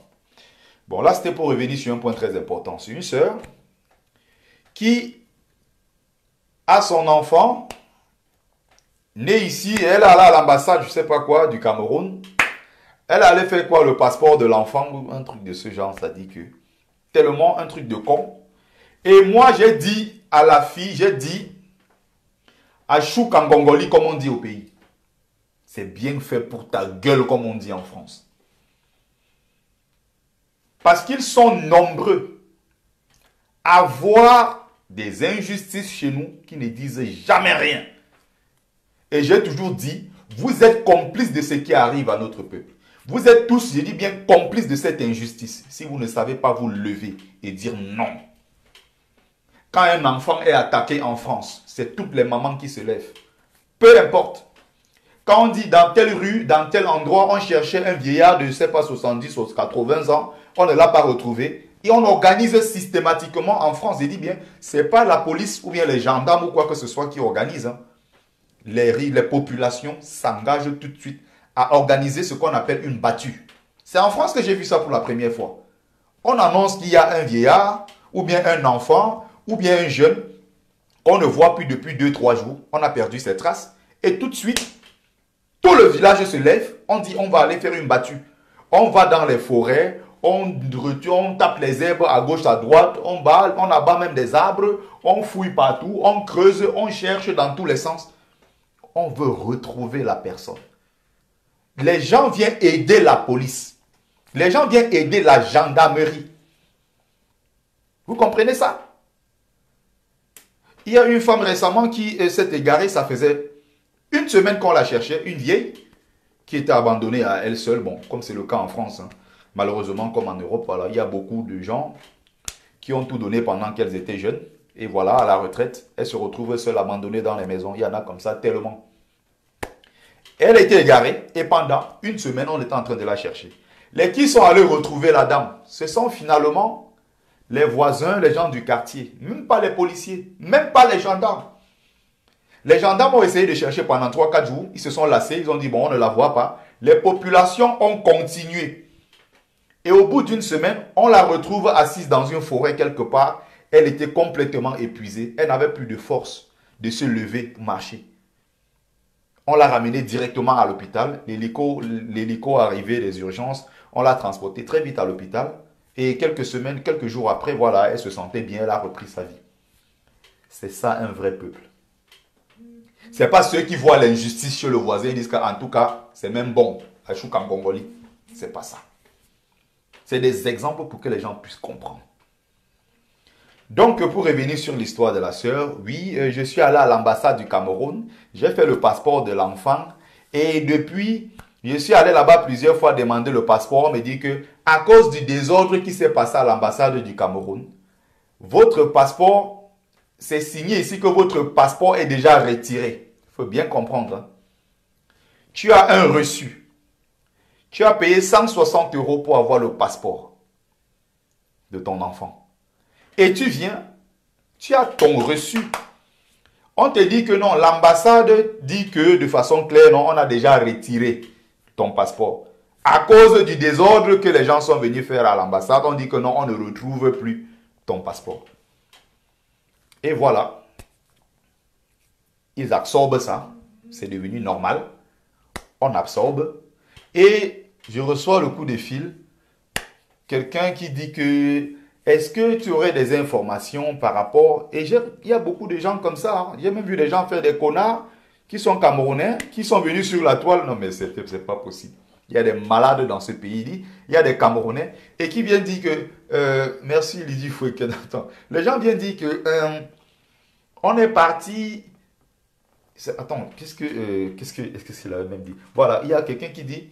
De toute façon, moi j'avais prévu un voyage dans mon pays. Hein? Je suis allé là-bas. On a dit que mon passeport camerounais est perdu. J'avais prévu d'aller chez moi. Et même récemment, je suis parti. J'ai pu récupérer mon passeport. Hein? Je ne peux même pas prendre le visa pour aller dans mon pays et tout et tout. Mais attends, qui a dit au Camerounais que pour aller dans son pays, il a besoin d'un visa?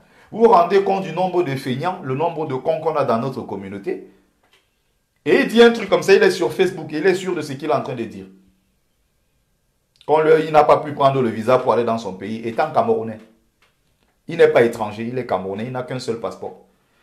Donc la sœur maintenant dit que oui, mon fils, je ne peux pas avoir son passeport. On me dit que j'ai répondu, si tu es une femme engagée dans la communauté, tu es une femme engagée dans le combat, si tu es une femme qui est contre l'injustice, je dirais, ouais, ma sœur, Assia, pour ce qui t'arrive. Mais si tu es peut-être une sardinate, si tu es une femme indifférente, c'est-à-dire qu'une femme qui ne s'est jamais levée pour dire non à l'injustice, je dirais, c'est bien fait pour ta gueule. Parce qu'il faut que ce genre d'injustice t'arrive pour que tu te rendes compte qu'il y a des Camerounais qui souffrent au quotidien. Il faut que ce malheur-là toque à ta porte pour que tu te rendes compte que l'ambassade du Cameroun à Paris, c'est un grand foutoir, c'est un grand n'importe quoi. Il a fallu que ça toque à sa porte.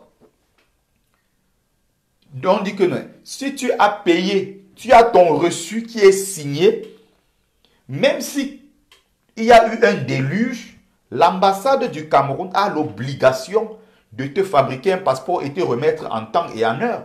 Si on était donc dans un pays de droit, elle a même le droit, c'est-à-dire de porter plainte, ou bien même d'aller là-bas faire les bruits, réclamer au hacker, remettez, donnez-moi mon passeport parce qu'elle a payé pour ça.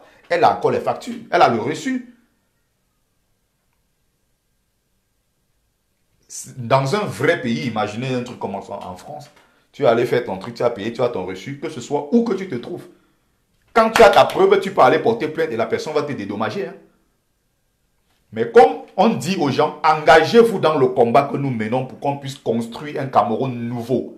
Il y a ceux qui sont derrière, qui se cachent, qui font semblant de ne pas voir, mais qui sont en train de tout voir et de derrière, ils sont en train de se moquer. Ils sont sournois dans leur comportement. Quand ça arrive aux autres, ils sont en train de rigoler. Et maintenant, quand ça toque à leur porte, ils commencent à se rendre compte que, hey, donc l'affaire là, ça pouvait aussi m'atteindre. Voilà la mentalité du Camerounais. Voilà ceux qui veulent qu'on construise un pays. N'oubliez pas, et je lui ai dit de façon claire, sache que non, les vrais Camerounais, c'est-à-dire ceux-là qui ont leurs moyens, ceux-là qui ont leurs relations, n'ont pas le même problème que toi. C'est toi qui vas aller galérer là-bas. Il y a ceux qui vont seulement passer un coup de fil. Leurs problèmes de visa, problèmes de passeport, problèmes de, je sais pas, de carte consulaire et autres. Tous ces problèmes-là vont être résolus. Les problèmes de quoi pour leur mariage et autres. Il dit bien, tout va être résolu. Et on veut se battre. On s'engage dans ce combat parce qu'on ne veut plus que ce genre d'injustice se répète. Qu'on puisse respecter tous les Camerounais. Que si tu viens, tu déposes un dossier, qu'on te respecte et qu'en temps et en heure. Et il n'y a qu'un seul projet derrière, il n'y a qu'un seul but, c'est remplir les comptes privés. Et pour une seule, ça dit que c'est l'une des rares fois dans l'histoire, c'est l'une des rares ambassades au monde où tout se paye en espèces. Et dans toutes les ambassades du Cameroun à l'étranger, c'est le même système. Rien n'est enregistré à l'ordinateur, tout se fait à la main comme en 1960. Tu payes, il n'y a pas de carte bleue pour payer, jamais, il n'y a pas de lecteur carte bleue, jamais. Tout se paye en espèces. Quand vous arrivez, on dit que non, allez dans une banque, faites le retrait, venez payer en espèces. On veut se battre pour que ce genre de bêtises ne se répète plus. Mais vous, vous restez derrière et le lendemain, quand le malheur toque à votre porte, c'est vous qui venez vous plaindre. Que ça toque 1000 fois à votre porte. Que ce malheur-là vous frappe. Ça, c'est mon souhait. Parce que quand ça va vous frapper, vous allez vous rendre compte à quel point il était important de s'engager dans le combat. Il le faut. Pendant que vous êtes en train de subir, il y a des Camerounais, on va dire des vrais Camerounais entre guillemets, qui passent juste un coup de fil, leurs problèmes sont résolus. Hein. Il faut donc se battre pour éviter ce genre de choses. Il faut se battre pour qu'il n'y ait plus ce genre d'injustice. Et le but derrière, c'est quoi? C'est pour dire que non, vu que votre truc a été perdu ou quoi que ce soit, il faut recommencer le dossier à zéro. Tu avais déjà payé 160 €. Tu vas encore venir payer un autre 160 €. Pourtant, le passeport est déposé là. Il faut être con. En France, on te prend avec double identité sur toi. C'est la prison directe. On ne rigole pas avec ça. Usurpation d'identité. Qui peut être con pour entrer dans l'ambassade du Cameroun, aller ramasser les passeports des gens, mettre dans ses poches? Pour en faire quoi? Pour en faire quoi? Tu as une autre identité, tu as ton identité et tu entres dans une ambassade, tu vas prendre le passeport de quelqu'un, mettre dans ta poche. Si tu entres quelque part où tu as envie de voler des choses de valeur que tu peux aller vendre pour avoir de l'argent, est-ce que tu vas venir ramasser le passeport de quelqu'un avec son nom dessus, avec sa photo dessus? Tu vas faire quoi avec? Tu vas faire quoi avec ça? Vu que tu traverses la rue, dès que tu traverses la rue, là, juste en face, s'il y a un moindre pépin et que tu es interpellé, on voit sur toi un passeport qui ne t'appartient pas, on voit une double identité, ça commence à poser problème sur le commissariat direct. Tu seras interrogé.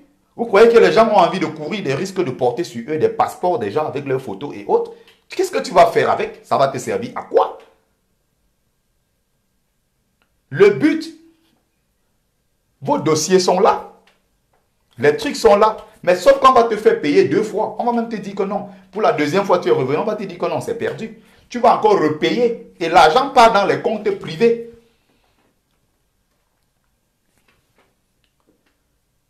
Attendez voir. Il y a un bâtard.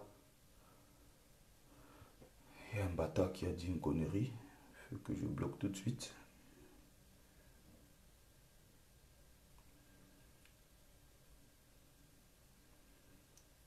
Ce sont ces injustices-là qu'il faut combattre. Il y a un bâtard qui a dit quelque chose de... Je sais pas quoi, je vais essayer de retrouver. Partout ça se passe, ça dit que dans les vrais pays, les choses sont bien organisées. Il n'y a que chez nous il y a le laisser aller, chacun peut faire ce qu'il veut. Et le lendemain, on se plaint de l'injustice. Quand est-ce que vous allez prendre conscience de se lever et dire non? Pendant qu'on est en train de se battre, tu vois, les Camerounais, oui, je vous encourage pour ce que vous faites. Je suis Camerounais, je vis dans le 16e arrondissement. Tu es aussi Camerounais. Lève-toi pour dire non à l'injustice. Ils ne le font pas. Ils sont cachés, ils boivent bien, ils ont leur belle vie. Et ils veulent envoyer les autres devant. C'est pour ça qu'il dit que nous sommes d'une laideur. Je dis, on ne ressemble pas à Oumyobé. On ne ressemble pas à Elisabeth Djouka. On ne ressemble pas à Rune Gonkam, à Lian Limasoke. On ne ressemble pas à ces gens-là. Nous sommes d'une laideur pas possible. Ayons même honte de dire que nous sommes descendants de Oumyobé. Ayons honte. L'argent part dans les comptes privés. Ça part enrichir les gens qui ont déjà des milliards. Leurs enfants continuent d'aller dans des écoles de référence en Europe. Pendant ce temps, nos enfants vont mourir du bensikin. Le bensikin va les tuer, ils vont mourir sur un lit d'hôpital parce qu'il n'y a pas 2000 ou 3000 francs pour soigner. Et le lendemain, quand ça toque à votre porte, vous commencez à vous plaindre. Je suis en train de chercher, je vais tomber dessus. Voilà, je suis tombé sur le nom du bâtard. Tout de suite, je le bloque. Voilà, j'ai bloqué le bâtard. Maintenant, je continue.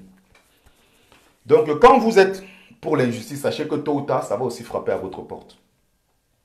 Entre-temps, il y a des Camerounais. Un seul coup de fil et tout est réglé. Pourquoi? Il y a des gens qui viennent là-bas, ils donnent l'argent, 150, 200, 160 euros, on prend.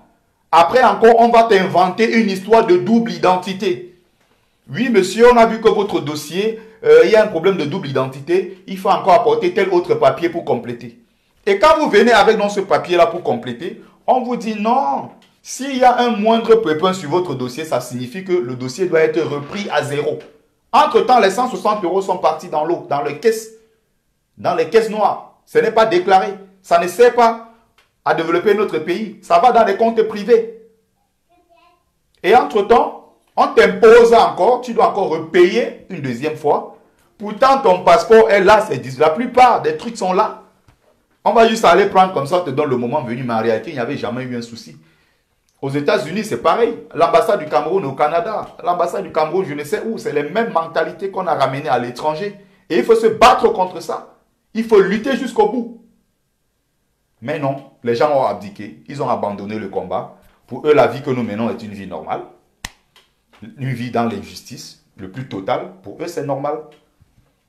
Et le lendemain, c'est les mêmes qui viennent se plaindre.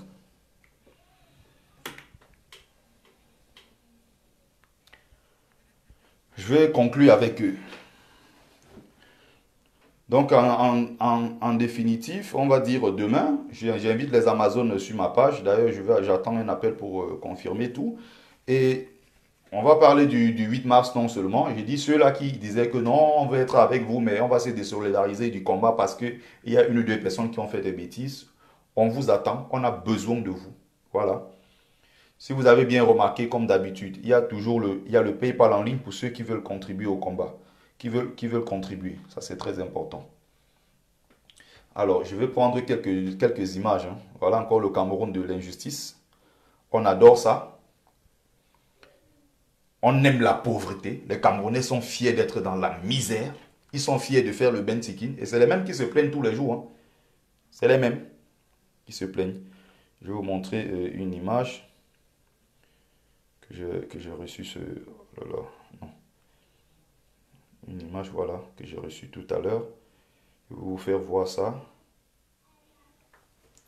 Vous allez voir comment les gens se sont levés au Cameroun.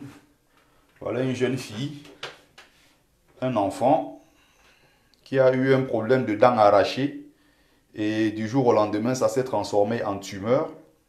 La tête est complètement ovale, déformée. Voilà voilà le Cameroun que nous aimons, voilà le Cameroun qu'on adore. Et voilà, les gens ne sont pas capables de se plaindre.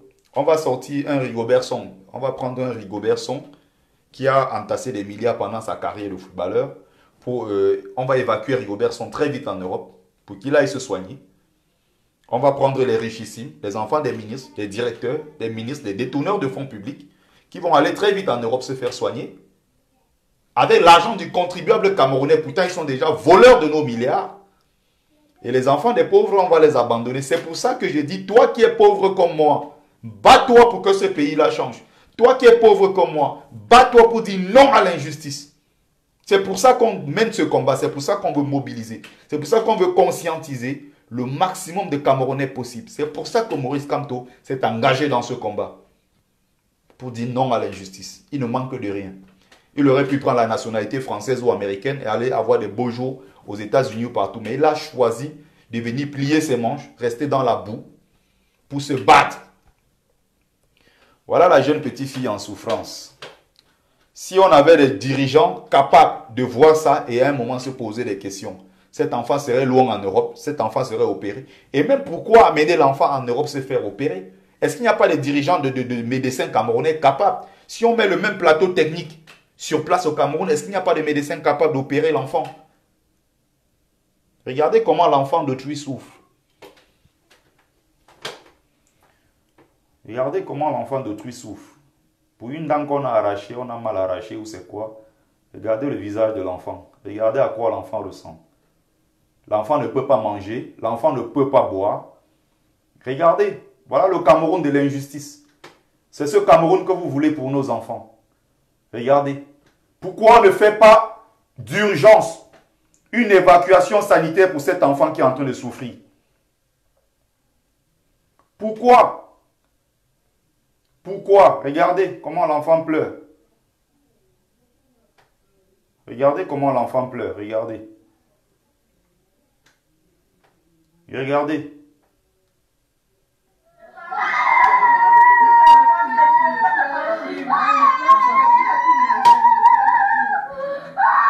Écoutez les cris de l'enfant.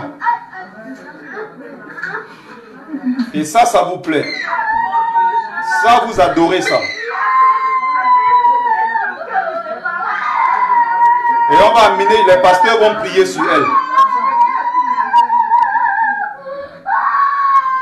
Et les pasteurs vont prier sur cet enfant. En attendant que l'enfant guérisse, on va amener chez les pasteurs. Vous avez vu ça?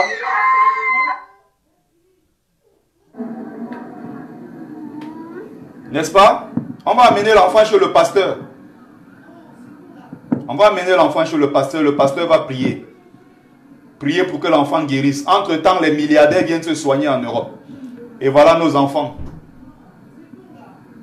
Et voilà nos enfants qui souffrent au Cameroun. Quelle est la maman qui peut voir ça et accepter? Quel est le papa qui peut voir ça et accepter? Qui peut accepter ça? Qui peut supporter ça? Regardez comment on nous malmène et on accepte l'injustice. Regardez. Il faut bien voir l'image. Hein?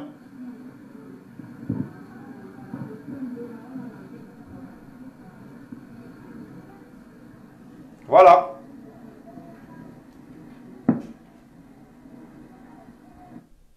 Quand on demande aux gens de s'engager, écoutez les cris. Pourquoi pas l'amener en Europe?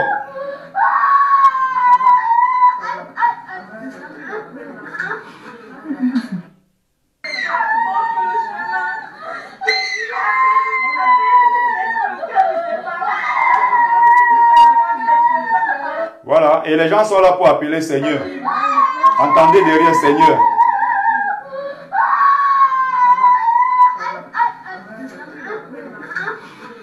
Et les gens sont là pour crier Seigneur.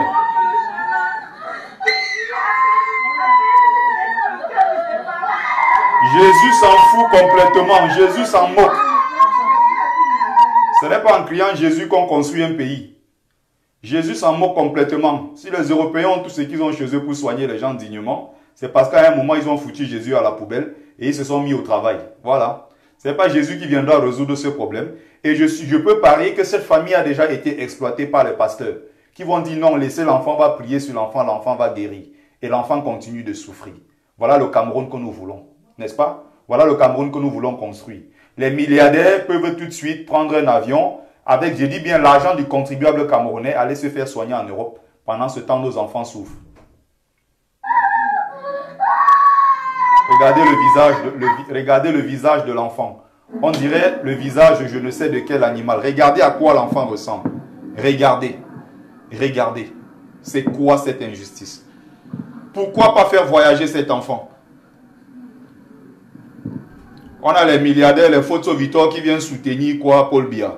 On a des milliardaires de gauche à droite. Je ne sais pas si quelqu'un peut voir ça un jour et il dit, pourquoi pas le même jour, ça dit qu'il claque les doigts.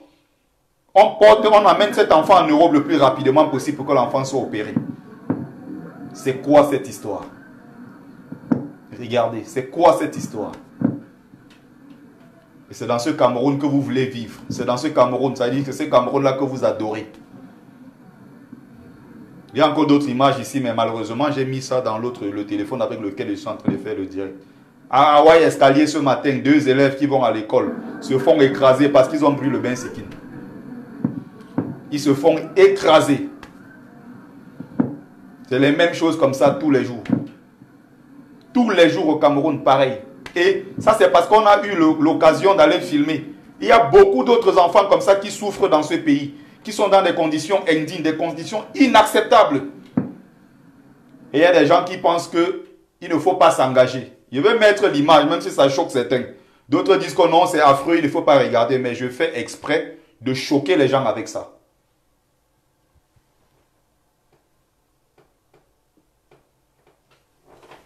Voilà, c'est ce Cameroun magnifique là. Sachez que vous avez accepté.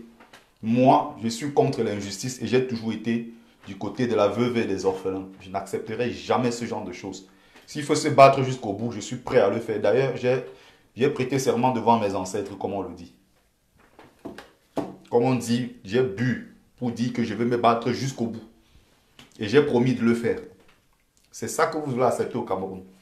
C'est ça que vous adorez. C'est ce qu'il faut pour notre peuple. Pourtant, on est assis sur les milliards. On est assis sur toutes les richesses du monde. Mais il y a peut-être 500 Camerounais ou maximum 1000. Une poignée de Camerounais qui ont décidé sur notre sort. Qui ont décidé de s'accaparer de toutes les richesses du pays. Qui ont décidé de se partager les richesses du pays avec les multinationales occidentales. Nos enfants doivent toujours mourir dans la mer. Les autres doivent mourir dans le désert. Parce qu'on cherche une vie meilleure en Europe. Pourquoi pas rester chez nous et combattre cette injustice? Je dis bien, tous ceux qui sont Camerounais et qui se sont tenus loin de ce qui se passe sont complices de tout ce qui arrive à notre peuple. Je dis bien, ils sont tous complices. On va dire oui, il faut qu'on se batte. On est obligé de cotiser de temps en temps. On est obligé de faire des litiges de temps en temps. D'essayer de cotiser pour aider les associations, aider bien ces familles qui sont en train de souffrir avec ces enfants. Mais quand on va faire ça jusqu'où? C'est important, oui, qu'on mène des actions, parce qu'on ne peut pas toujours attendre tout du régime de Yaoundé. Quand je dis même tout, ça dit qu'ils n'ont même jamais rien fait pour nous. Mais il faut batailler, il faut lutter jusqu'au bout pour contraindre ces dirigeants à travailler pour le compte de la jeunesse camerounaise. À travailler pour le peuple. Ce que les dirigeants français font aujourd'hui. Vous avez vu comment Macron, comme c'est la période du grand débat, Macron se déplace, il va dans les villages. Vous voyez comment les gens parlent à Macron? Des gens qui prennent le micro, ils viennent devant Macron, on lui parle en regardant droit dans les yeux, on n'a pas peur de Macron. On lui dit, ce pays n'est pas à toi. Parce que quand il dirige, il sait que derrière, il y a la pression du peuple. Toutes les actions qu'il est en train de mener, il ne fait pas ça pour les beaux yeux du peuple, c'est parce qu'il y a un peuple souverain derrière qui fait pression sur lui. C'est ce que nous devons être capables de faire pour nous, que les dirigeants africains travaillent pour nous. Mais on est là, papa Paul Biya. Les vieillards qui ont 70 ans appellent Chantou, Maman Chantou. Maman Chantou, parce qu'ils vont aller chanter au palais pour avoir quelques bières. Ils vont se faire humilier, non pas de dignité. Pour accepter l'injustice, accepter de se faire écraser. Regardez comment les gens parlent à Macron en France. On l'appelle d'ailleurs Macron. Vous avez vu récemment un enfant qui a dit Manu. Comme il s'appelle Emmanuel, on l'appelle Manu, son petit nom. Macron était obligé de lui dire, ben tiens, je ne suis pas ton égal. Il dit bien, président de la République, un jeune de peut-être 7 ans comme ça, ou 8 ans, l'appelle Manu. Il est président, il est de passage, c'est un être humain comme les autres. Mais chez nous, les présidents de la République sont des dieux. Le culte de la personnalité bat son plein au Cameroun. Même ceux qui pouvaient parler droit dans les yeux en regardant Biya, baissent les chines devant lui. On fait tout pour le glorifier. Et c'est fait exprès. Et du jour au lendemain, quelqu'un qui n'était rien, parce qu'il faut bien rappeler qu'il n'était rien avant de prendre le pouvoir. Il était quoi? Avant d'entrer dans le gouvernement camerounais. Il a fait ses preuves où? Il n'a même jamais été chef de classe. Je dis bien chef de classe, il n'a jamais été. Amorphe et inapte à la prise de décision. C'est lui qui dirige notre pays depuis 37 ans. On a accepté cette injustice. Je l'ai accepté hier, mais aujourd'hui, je suis une autre personne. Ce genre de choses, je ne peux pas l'accepter. Si je l'accepte, c'est que ce n'est plus moi. C'est pour ça qu'il faut se battre. S'il y avait un système de santé fiable au Cameroun, on n'en serait pas là. Cet enfant aurait été épargné de toutes ces souffrances. Cet enfant aurait été déjà opéré depuis longtemps et épargné de cette souffrance. Pourquoi déjà arracher l'enfant avec à peine 5 ans? Pourquoi arracher une dent à l'enfant? On ne sait même pas dans quelles conditions ça s'est passé. Regardez comment les gens souffrent. Un cas comme ça, pareil en France. Il dit que sans avoir besoin de l'action même du gouvernement, on aurait mis un litige en ligne. Le peuple français cotise c'est-à-dire que dans les heures qui suivent, en l'espace d'une soirée, vous allez entendre le litige à 120 000, 130 000. Le lendemain, 250 000 euros de litige pour financer les médecins qui travaillent dans des grands laboratoires, qui font des recherches dans les laboratoires pour combattre les maladies les plus rares. Je vous ai parlé ici récemment de 2 enfants, je crois des jumeaux qui étaient atteints d'une maladie rare. Et on demandait 4 millions d'euros pour financer les recherches, pour combattre cette maladie. Les Français, c'est pour ça, malgré toute la haine qu'on va dire, les Français nous exploitent. Les Français sont des cécis. Je vis en France et j'ai du respect pour ce peuple. J'ai du respect pour les gens qui n'acceptent pas l'injustice. J'ai du respect pour les gens qui détestent subir. Les Français, à l'espace de quelques jours, étaient à 1 million d'euros 500 000 de cotisation. Et au bout de quelques temps, ils ont atteint le quota pour qu'on finance les médecins. Je dis bien pour qu'on finance les médecins qui vont faire des recherches. Ça va prendre peut-être 3 ans, 4 ans, 5 ans, 10 ans, voire 20 ans. Mais les gens ne regardent pas comme ça. Ils ont financé le plus vite possible. Parce que demain, ça peut aussi arriver qu'il accouche un enfant. Et s'il avait déjà financé hier, l'enfant sera épargné. C'est ça un peuple qui pense au futur. Regardez une jeune fille dans le sud de la France. Parce que ses parents cultivateurs étaient endettés. Elle a lancé, elle est youtubeuse, comme nous faisons aussi là sur les réseaux sociaux. Du jour au lendemain, elle a lancé un litchi en ligne. Son père était endetté de 300 000 euros. Au moment où je suis en train de parler, le papa a déjà atteint le quota. Il a remboursé les dettes et il est en train de travailler. Des pommes, il va cultiver les pommes de terre, les fraises, tout ce qui va avec pour nourrir les populations. Ses parents, je dis bien, étaient surendettés, ils ne savaient pas comment le faire.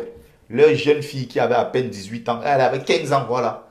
Elle a fait un litige en ligne, les gens sont en train de cotiser. C'est ça qu'on appelle un vrai peuple. Pas ces femmes-là qui sont dépaysées, les femmes qui n'ont plus rien à foutre de leur vie, des vieilles quoi abandonnées dans des HLM en France, qui ne savent plus quoi faire de leur vie. Quand on tire sur Maître Ndoki, elles sont les premières à dire, on l'a même loupé. Pourquoi tirer dans ses cuisses? Il fallait qu'on lui mette une balle dans la tête. C'est des frustrés, c'est de la haine, c'est de la jalousie, c'est de la méchanceté gratuite. Il faut respecter le peuple français. Il faut respecter ce peuple-là. Même si on va dire qu'ils nous exploitent, oui, ils prennent toutes les richesses. Les mêmes richesses, on a ça depuis des siècles. Qu'est-ce qu'on en a fait? Si on laisse le pétrole, le gaz et le diamant, on laisse ça, oui. Voilà le pétrole qui est à 1000 mètres du sol. Quelles sont les machines que nous allons créer? Sommes-nous capables de créer des machines pour aller chercher le pétrole à 1000 mètres du sol? On est toujours là pour critiquer. Le peu qu'ils ont pris, merci. Le peu qu'ils prennent chez nous. Quand tu marches en France, tu vois ce qu'ils en font. Le peu qu'ils prennent chez nous, on voit ce qu'ils en font. Regardez ce qui s'est passé récemment à l'Arc de Triomphe. Juste, vous avez l'Arc de Triomphe, en bas, vous avez la tombe du soldat inconnu. Juste à côté, vous avez l'image, ça dit que, comment on appelle ça, les emblèmes, on va dire comme ça, de la France. Ça dit qu'il y a l'image là une statue, voilà, de Marianne, qui est juste collée sur le truc. Et regardez ce que les Français ont fait. Il y a des gilets jaunes qui se sont levés. Parmi eux, il y a eu des casseurs. Il y a peut-être quelqu'un qui est fâché parce que il n'est pas payé, peut-être parce qu'il a eu une injustice, il a subi une injustice au lieu de son service. Peut-être il y en a qui en ont marre parce que les banques prennent l'argent tous les jours. il y a quelqu'un qui sort de quelque part et il vient commencer à casser. Les Français ont dit quoi? Nous sommes contre l'injustice. Les mêmes gilets jaunes qui étaient en train de manifester ont mis un litchi en ligne la même nuit. Au bout de 2-3 jours, ils étaient à 300-400 000 euros. Pour reconstruire, ça dit que le gouvernement français n'a pas sorti un franc de ses poches. Il a fallu que les Français eux-mêmes cotisent dans ce litchi. Tu donnes 5 euros, l'autre donne 3 euros, l'autre donne 10 euros. Et au bout de quelques jours, ils ont pu déposer l'argent pour qu'on... Ça dit parce que Marianne, c'est la France. C'est des emblèmes, c'est des symboles de la France. Ils respectent ça. Le Français touche à tout, mais ne touche pas au symbole de son pays. C'est parce qu'ils sont patriotes. Ils sont même chauvins. Ils adorent leur pays. Ils ont fait ça pour leur pays, sans attendre quoi que ce soit du gouvernement. Si vous aimez trop le Cameroun, ceux qui sont en train de se plaindre, ceux qui disaient, oui, vous êtes allés casser l'ambassade, si vous aimez trop ce pays, les premiers à mettre, au lieu de mettre des litchis en ligne pour encourager je ne sais de quel bâtard, c'est les mêmes, si vous étiez vraiment des gens qui adoraient ce pays, comme ils disent qu'on a allé faire le désordre ou bien l'ordre à l'ambassade, c'est les mêmes qui pouvaient dire, ok, pour reconstruire l'ambassade de mon pays, vu que je suis un patriote, d'ailleurs quand ils reconstruisent, c'est parce qu'il y a eu destruction, il n'y a jamais eu destruction de quoi que ce soit. Il fallait donc faire comme les Français font, vu que vous aimez trop votre pays. Faire ce genre de choses, voilà, mettre un litchi en ligne, les gens allaient cotiser. Vous allez dire, ok, on remet ça à l'ambassadeur, s'il allait même peut-être vous recevoir même dans son bureau. Peut-être il va seulement vous recevoir, il va prendre l'argent et il va vous foutre à la porte. Parce que ces institutions, logiquement, devraient appartenir au peuple camerounais. Mais malheureusement, ces institutions appartiennent à une minorité et qui se moquent de nous, les pauvres Camerounais. Je dis bien qu'ils se moquent de nous, les pauvres Camerounais. Regardez ce que les Français font. Il faut savoir prendre ce qui est bien ailleurs, ce qui est beau ailleurs, copier et ramener chez nous. Pourquoi on n'avait pas donc fait des litchis pour cotiser, pour aller construire, c'était quoi à l'ambassade, pour aller régler quoi que ce soit. Vous êtes seulement là pour faire des bruits, brigades, des Camerounais patriotes. Vous êtes allé au Cameroun, on sort encore l'argent du contribuable, pourtant vous êtes en France, vous êtes quand même à l'abri de certains besoins. Vous allez encore puiser dans les caisses de ceux qui sont en train de mourir de faim, ceux qui sont en train de mourir sur le bain sit-in tous les jours, ceux que le palu tue à l'hôpital à cause de 1000 francs ou de 1500. Vous allez encore puiser et vous dites être des vrais patriotes. Je dis bien, c'est une honte. C'est une honte. Donc, je vais conclure. Et s'il y a quelqu'un qui veut prendre la parole, il y a... tout à l'heure, là, j'ai mis le truc en ligne. Quand j'ai annoncé mon direct, j'ai mis ma photo, j'ai mis à côté celle de Maître Ndoki. Il y a des gens qui m'ont dit, mais Bertie, tu es amoureuse d'elle ou quoi? Tu veux l'épouser, pourquoi tu mets ta photo côte à côte?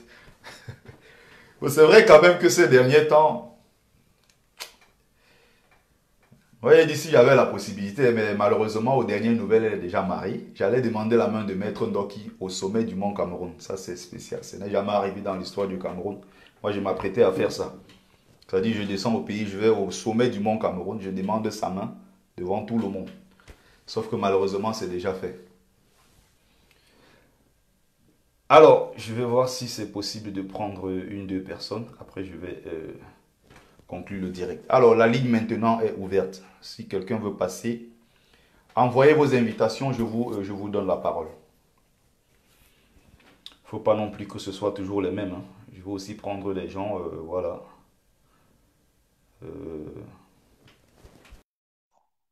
Où est-ce que je suis en train de dire? Oh, je suis venu trop tard. C'est Maître Ndoki que je voulais épouser. Maintenant, là, si une femme n'est pas avocate, je n'ai même pas envie de lui parler. Il faut qu'elle soit avocate et surtout engagée. Ça fait rêver, ça. Bonsoir. Allô? Oh là là. Oui, Bertie, bonsoir. Allô, bonsoir, ma mère. Oui, excuse-moi, hein, j'étais en train de... Je changeais de place. Parce que ce soir, ça fait longtemps, tu ne m'as pas vu. Mais c'est pas que je suis pas... J'allais déjà dire qu'elle qui est la combattante là maintenant, le tout, si tu caches ton visage ou quoi. Non, je suis en deuil, Bertie. Regarde les cheveux, regarde comment je suis habillée, c'est pour ça. Et ce soir encore, tu m'as encore fait pleurer plus que d'habitude. Mais c'est pas grave, Bertie, c'est notre quotidien, c'est devenu notre quotidien. Donc ce soir, qu'est-ce que je voulais te dire, Bertie? Je voulais te dire certaines choses. Ça sera peut-être en désordre parce que je n'ai pas écrit. Vraiment, Bertie, ce que tu fais, chapeau. Je ne te dis pas merci, c'est ton travail, c'est ton devoir. Et je vais profiter par ça pour vous dire, vous qui faites des vidéos, vous activistes, Bertie, on ne vous permet plus de faire n'importe quoi. Parce que certains nous disent, ce n'est pas parce que tel a fait telle chose que je vais vous fâcher. Bertie, il y a des choses que tu fais aujourd'hui, je me fâche. Pourquoi? Aujourd'hui, tu es ma voix, tu es mon visage. Tu comprends? Tu es celui-là qui dit ce que je pense. Alors, si tu poses certains actes, Bertie, permets que ça m'énerve et que je dise que je ne peux plus m'asseoir à côté de toi. Que là où tu es assis, je ne peux plus m'asseoir. Donc, permettez-nous. Aujourd'hui, vous ne faites plus des choses pour vous, Bertie. Vous faites pour nous. Donc, franchement, quand vous posez certains, faites très attention. Ça, c'est une chose que je voulais dire et j'espère qu'on m'a compris. La deuxième chose, Bertie, parlant de l'ambassade du Cameroun, tout à l'heure, tu as dit, pourquoi devions-nous prendre un passeport? C'est le passeport de Paul Biya. Pourquoi nous devions nous déchirer un acte de naissance? C'est l'acte de naissance de Paul Biya. Et je vais dire aux Camerounais qui jusqu'à aujourd'hui se demandent pourquoi rien ne se fait. C'est la police française qui nous a fait sortir de l'ambassade du Cameroun. C'est-à-dire dans toutes les chambres, dans tous les, on va dire dans tous les bureaux. Si quelque chose était cassé, Bertie Le Camus, on n'en serait pas là aujourd'hui. C'est parce que quand ils nous ont fait sortir, rien n'était cassé, en dehors des photos, que nous avons même balayé, on a mis... C'est parce qu'ils n'ont... C'est pour ça là. C'est parce qu'ils n'ont aucune preuve. C'est juste des conneries. On a été les premiers à dire aux gens, il y a même beaucoup que ça a énervé, qui disaient qu'il fallait même qu'on casse et qu'on brûle. On a été les premiers à dire aux gens, nous sommes nous-mêmes le Cameroun de demain et nous sommes obligés de montrer le bon exemple. Et en disant aux gens que non, ne faites pas ceci, on a été les premiers à dire qu'on va ranger, on va mettre l'ordre pour dire aux gens, en général, quand on avait dit ceci, attention, si on veut montrer l'exemple, ça doit commencer par nous-mêmes. Eh bien, si je casse l'ambassade de la France, ce pays-là, ils aiment le Cameroun plus que nous. Je m'explique. Je ne vais pas à l'ambassade de France parce que Bertie y est allé. Je vais à l'ambassade de France parce qu'on en a marre de ces gens-là, de leur mépris, de leur mauvais travail, de leur mauvais accueil. C'est pour ça que nous on va à l'ambassade. On ne va même pas parce qu'on a marché, on a fait quoi? C'était une punition pour ces gens-là. Qu'on ne vient pas nous assimiler aujourd'hui à Maurice Kamto. Excusez-moi, j'aime Maurice Kamto, je suis Maurice Kamto. Je suis maintenant dans le MRC, jusqu'à le feu son. J'ai ma carte, j'ai tout maintenant du MRC. Comme avant, les gens faisaient comme si être du MRC, c'est mauvais. Je suis maintenant dedans, client, comme on dit, jusqu'à le feu son. Pourquoi les gens te disent qu'ils sont du RDPC et ils supportent Paul Biya? Je suis du MRC. Pourquoi Bertie Le Camus? Pour supporter Kamto, il faut être du MRC. Parce que c'est le MRC qui fait la force de Kamto. On ne peut pas aimer Kamto sans être dans le MRC. Mais chacun son combat. Donc je reviens là-dessus, Bertie Le Camus. Kamto n'est pas mon père. Je ne peux pas commettre un acte, on attrape Kamto. Venez m'arrêter, moi. Kamto n'est pas mon père. Et même je suis grand-mère. On ne peut plus punir mes parents pour des actes que j'ai posés. Alors si le fait qu'on soit allé à l'ambassade énerve trop le peuple camerounais, qui vient m'arrêter? On est tous majeurs et responsables de nos actes. On est majeurs responsables des actes. On est en France, monsieur. Est-ce qu'on se cache, voilà. Bertie Le Camus? Est-ce qu'on se cache? On ne se cache pas. Et je voulais aussi... Parce que on dit que Maurice Kamto a financé la base. Maurice Kamto, sous prétexte, on arrête l'homme de pluie pour rien. Il dit bien pour rien. Pour rien. Et les Camerounais sont là pour applaudir. Ils encouragent l'injustice. Je dis bien, tous ces gens-là, mon souhait, c'est que le malheur toque à leur porte. Tous ceux qui sont cachés, qui font semblant de ne pas voir ce qui arrive à d'autres peuples, je dis que j'ai un seul souhait, que le malheur toque à leur porte. Et un jour, ils vont se lever. Mais si le camion chez nous, ce n'est pas parce qu'il ne pleut pas chez toi aujourd'hui, il pleut chez le voisin, il y a une inondation, que tu dois t'en réjouir. Parce que c'est parce que juste qu'aujourd'hui, la pluie s'est dirigée vers là. Reste chez toi, tu attends ton tour venir. La deuxième chose que je voulais dire, Bertie Le Camus, réfléchissez un peu. Faites tourner vos ménages et regardez le parcours de son excellence, M. Kamto. C'est le Camerounais, le gouvernement camerounais travaille pour M. Kamto. C'est un itinéraire tracé. Vous pensez qu'il est en prison parce qu'il il voulait aller en prison, Bertie Le Camus. Vous pensez que Maurice Kamto voulait être président de la République, mais je vais vous dire non. Le monsieur on a dit qu'il n'allait pas aller aux élections. Il est allé aux élections pourquoi? Pour vous faire voir comment se passent les élections au Cameroun. Après, vous avez montré la tricherie, le fonctionnement de la Cour constitutionnelle. Maintenant, je peux vous faire comprendre comment fonctionne la magistrature du Cameroun. Ne pensez pas qu'il est bête. Le jour que Maurice Kamto voudra sortir de la prison, Bertie Le Camus va sortir. Pariez avec moi. C'est un chemin qu'il a tracé. Si vous suivez bien son raisonnement, Et même quand on le garde là-bas, toi et moi, le combat continue, ça le fait sort. Monsieur Kamto, le fait qu'il soit fermé ne nous empêche en rien. Tu comprends, mon grand? Donc, c'est ce que je voulais te dire ce soir, que les gens réfléchissent un peu quand ils s'énervent. L'enfant que tu as montré aujourd'hui, tout à l'heure, j'ai pleuré jusqu'à mon mari m'a même regardé. Bertie Le Camus, ça pouvait être ta nièce, Oui, ta mais fille, oui. ta cousine, ta maman. Comment tu fais? Les artistes camerounais te disent non, je ne fais pas la politique. Bertie Le Camus, dénoncer, ce n'est pas faire de la politique. Je suis désolée. Exactement. Dénoncer, ce n'est pas faire de la politique. Ce n'est pas faire de la politique. Même Donc, si de on toutes les faisait la façons, mon politique, fils, si ça, tu ne me même si vois on faisait la politique, ça fait quoi? La politique est réservée pour les hommes. Hein. c'est pas pour les chiens. La politique est réservée C'est fait aux pour les hommes. Hein. chiens. La politique n'est pas que pour les On a autres. dit Hein. ça pendant 37 ans. Regarde là où nous en sommes. Une maman s'est jetée dans un hôtel de mais bon, je ne connais même pas le nom de ces voyous-là aujourd'hui, parce qu'elle a livré les poissons, on n'a pas payé.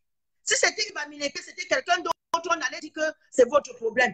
Heureusement que c'est eux. Elle a entendu de Paul Dia. Elle a entendu de Paul Dia. Elle s'est jetée là-bas qu'elle va mourir. J'ai dit que ma soeur, c'est entre vous, tu peux mourir. On ne peut pas te défendre parce que c'est entre vous. Quand c'est quelqu'un d'autre, ça les regarde. Donc même pour vous, te regarde. Je vais te dire, Bertie, pour conclure, mon frère, la roue tourne. La roue tourne. Méfiez-vous, vous qui gardez le silence là. À l'heure, si on doit prendre un clan, je suis désolée de vous dire ça, n'est pas dénoncer, ça nous fait complices. Donc, nos artistes arrêtent de dire qu'ils ne font pas la politique. Bertie Le Camus et moi, nous faisons la politique. C'est ce que je voulais te faire te dire ce soir, mon fils. Et te dire qu'on est ensemble, même si tu ne me vois pas, on est ensemble. Toujours. Merci, ma mère. Bonne soirée à toi. Merci. Alors, ma maman, j'annule le bruit. On va essayer de prendre, voilà, on va essayer de prendre quelqu'un d'autre. Partagez, partagez le direct au maximum. Partagez massivement. Partagez. Voilà, j'espère que l'essentiel a été dit. Maintenant, je donne la parole.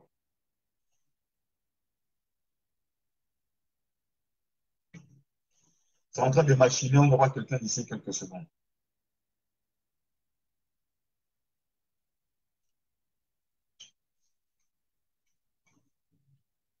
Donc, qui ont toujours pensé que la politique appartient à une certaine classe, à une certaine catégorie. La politique, tout le monde doit se sentir concerné. Tout le monde doit être mêlé. Il y a aussi tellement aujourd'hui, moi, je regrette de beaucoup de choses. J'aurais pu même aujourd'hui, c'est même trop tard. J'aurais pu m'engager même, j'ai dit que dans ces histoires de politique depuis longtemps.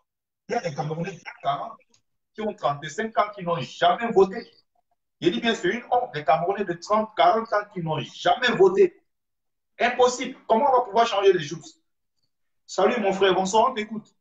Bonsoir mon frère, moi je ne suis pas Camerounais, moi je suis malien. Oh, j'avais très bien compris. Quand j'ai vu Traoré connaître, je sais très bien, t'inquiète. Oui, mais ta débat là, C'est la vraiment, même famille. ça m'intéresse beaucoup. Je voulais te demander seulement, par rapport à France CFA, quelle est ton décision? Moi, je n'ai pas de décision à prendre. Ça fait plus de 2 ans Mhm. que je combats, que je lutte. Je ne Oui, suis pas seulement engagé dans la communauté camerounaise. Hein. Nous ouais, sommes tous contre le franc CFA et je fais partie de l'association qu'on appelle Urgence panafricaniste avec oui, Kémy Seba, Claudicia, ouais. toute l'équipe, voilà. Mhm. L'ancien qu'on appelle Nicolas Agboou, le professeur Oui, Agboou, il y a beaucoup comme ça, voilà. Donc, c'est pas qu'une histoire d'aujourd'hui. J'ai manifesté plusieurs fois à Paris contre le franc CFA. Donc, oui, comme vous dites que je suis 100% contre cette monnaie de singe. Mais c'est oui. pas moi qui peut changer, voilà. C'est pas moi, je suis pas capable de changer quoi que ce soit. Mais au Ouais. moins, je manifeste pour dire que je suis 100% contre ça. C'est déjà ça, ça Mer- commence par là.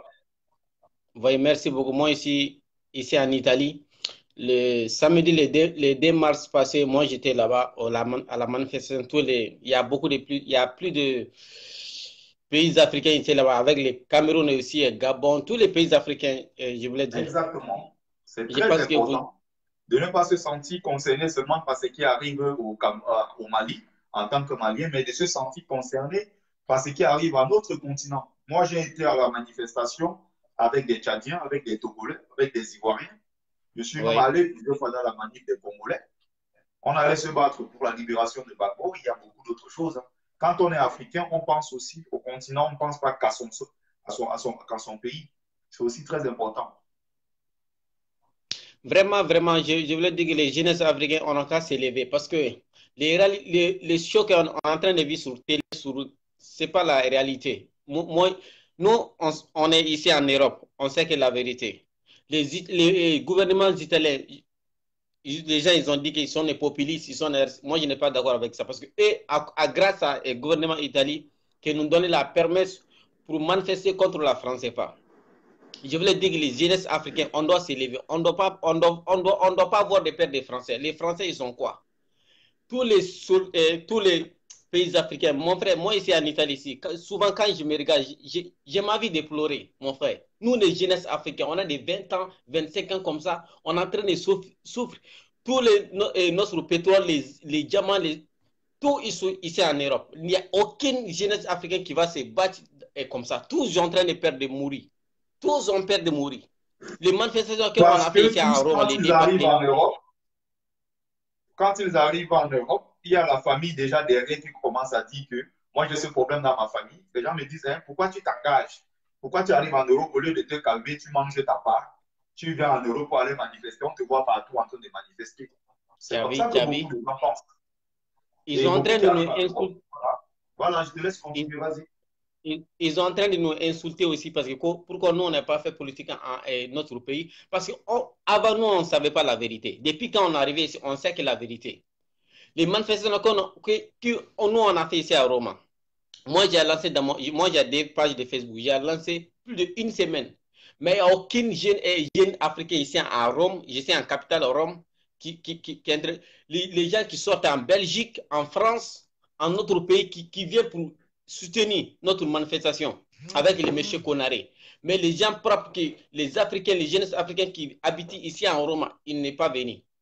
Il y a un Camerounais qui m'a demandé, il a quitté en Belgique, il m'a dit où est les jeunes Africains ici en Rome. J'ai dit que mon frère, moi je ne sais pas. Je ne sais même pas comment je vais dire. Mon frère, merci beaucoup. Courage, je te le jure, courage. Nous, on ne sait même pas comment on doit faire. Les Français, on doit dire les Français, les Français, ils sont des pièges. Tous les pions présidents africains, les Alassane Draman Ouattara, les Ali Bongo, Ibrahim Boubacar, président, tous ils sont les pions européens. Ils sont des pions français même. Dès qu'ils sont là, l'Afrique n'est jamais bougé. On doit se lever pour faire. Mon frère, merci beaucoup. Vraiment, courage, courage. Merci, je comprends ton émotion, c'est pas du tout. On se rend compte de voir de toutes ces choses-là, je vois en fait que c'est choquant, ça fait vraiment mal. C'est pour ça qu'il faut se lever. On doit se lever tous pour dire non à tout ça. On doit contrer que les dirigeants soient dégagés, soient travaillés pour les populations. Donc, on demande aux femmes de se lever pour se battre contre le régime en place. Non, elles ne le font pas. On voit au Kenya, on voit au Mali, on voit au Burkina, les femmes qui se lèvent pour dire que nous en avons marre parce que nous ne sommes pas mariés, nos maris sont tous partis en aventure. Comment on va faire pour trouver des maris? Nous, on veut faire des enfants, on veut fonder des familles, mais on n'a plus personne pour nous épouser. Et pire même, beaucoup de femmes africaines sont descendues dans les rues pour manifester contre l'homosexualité. Qu'est-ce qu'on en a à foutre des PD? Si les gens sont PD, ils choisissent de faire leur truc, ça les regarde. Il y a combien de PD en Afrique? Sur 100 personnes, vous n'avez même pas compté 2, même pas 3. Au lieu de se lever pour réclamer la santé, l'électricité, le goudron, les écoles pour nos enfants, les meilleures conditions de vie, des espaces de terre pour cultiver, on voit les mamans qui mettent des cabarets, mettent des pagnes, qui descendent dans les rues pour aller manifester contre l'homosexualité. Qu'est-ce qu'on en a à foutre? On amène des sujets comme ça, complètement bidons pour distraire les gens, alors que derrière, il y a des vrais problèmes. Il y a des vrais problèmes. Donc, parlant de l'association ici, de l'URPANAF, l'Urgence panafricaniste avec les Kémis Seba et autres, vous contribuez. Je fais partie de cette association. Ça ne m'a pas tué. Je donne 1 euro tous les mois à l'association. Ça fait 12 euros par an. Vous avez une carte d'adhérent que vous mettez. Vous payez 12 euros. Ça ne vous tue pas. Vous encouragez d'une manière ou d'une autre. Quand on dit manifestation, tu viens aussi en tant que Camerounais manifester.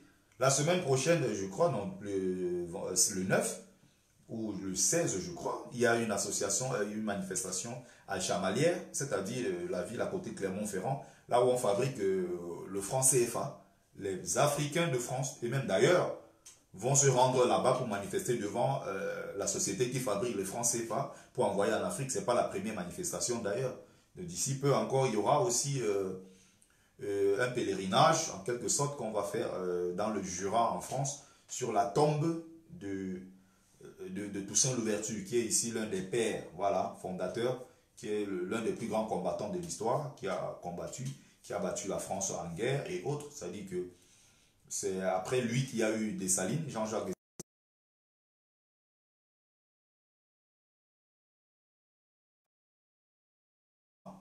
Empire, voilà. Il y a tellement de choses comme ça à faire. On peut se bouger, on peut aller faire des trucs chez les Congolais, on peut aller, si les Camerounais, que vous tenez dans certains trucs, c'est aussi parce que regardez